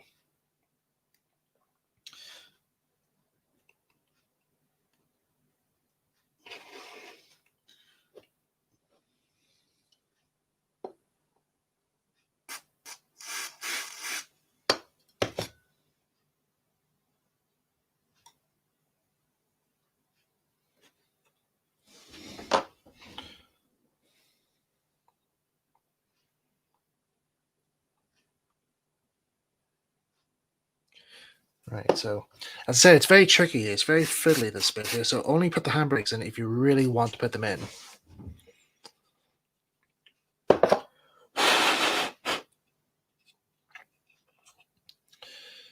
Okay.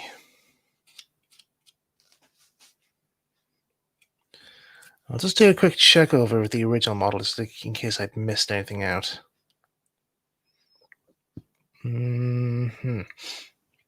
The doorway actually has a bit more panel work thing here, so I'll just do that very quickly here, just to tidy that up, and then I'll call it quits.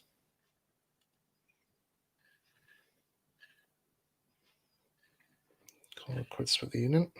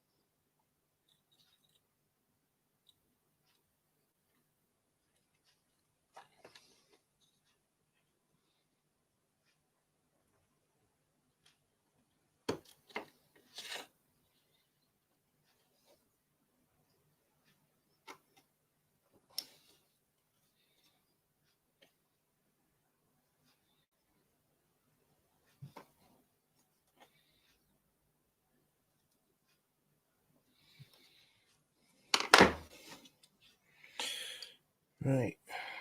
That should just get these last ones on and that's me.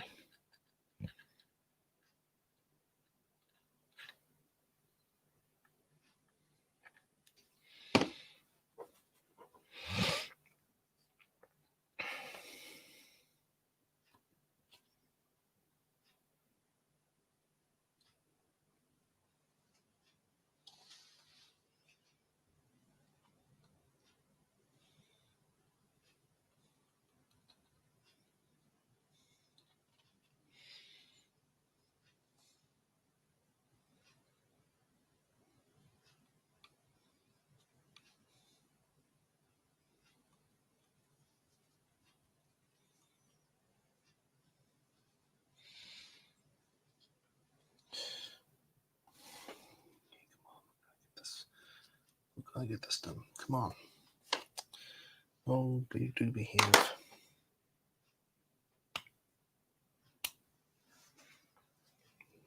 Nozzle's got all clogged up.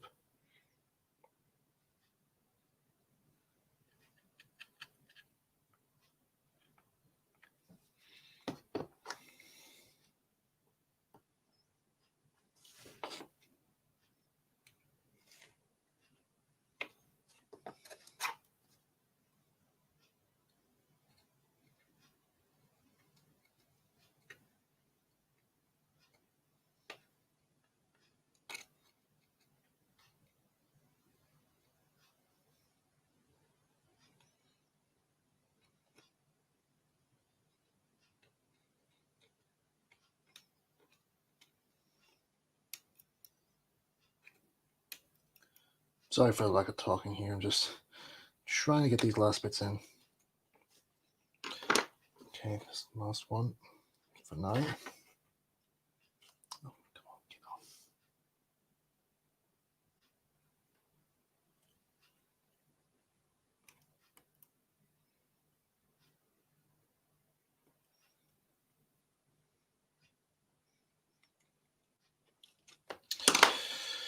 Doesn't want to stick for some reason.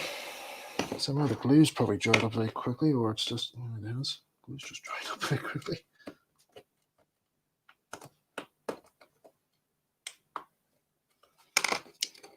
Where's that file?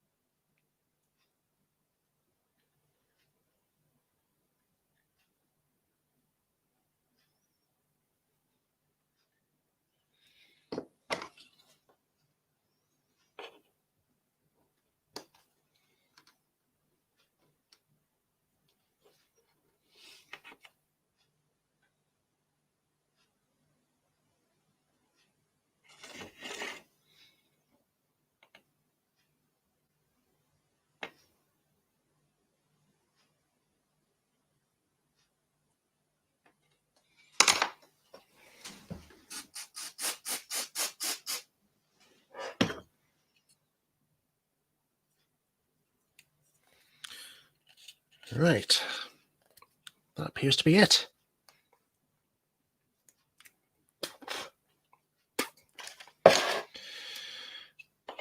Right, it's not necessarily 100% finished, despite no paint or anything on that's being put on it. And yeah, there still needs to be a little more.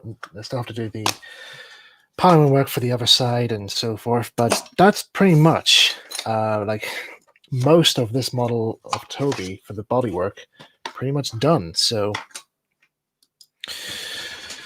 yeah, so just turn around so you get a better view of it there. Minus the bell and all that there, and the other side of the panel work out there. That's pretty much the bodywork now done for Toby, as you can see. So yeah, so once I get the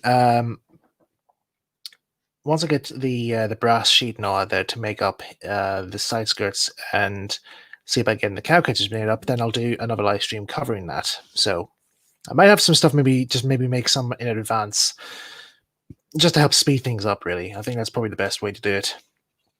But anyway, I hope you guys have enjoyed yourselves. If you follow along with this here with me, I would love to see your progress on it. Drop me a link, drop me a photograph on Twitter, or post on Twitter. Just say, like, follow Writers Films' tutorial making Toby. This is my results, and yeah, just just share around and see what they're like. Now, I'll just take this other camera off here because I don't think we need that anymore.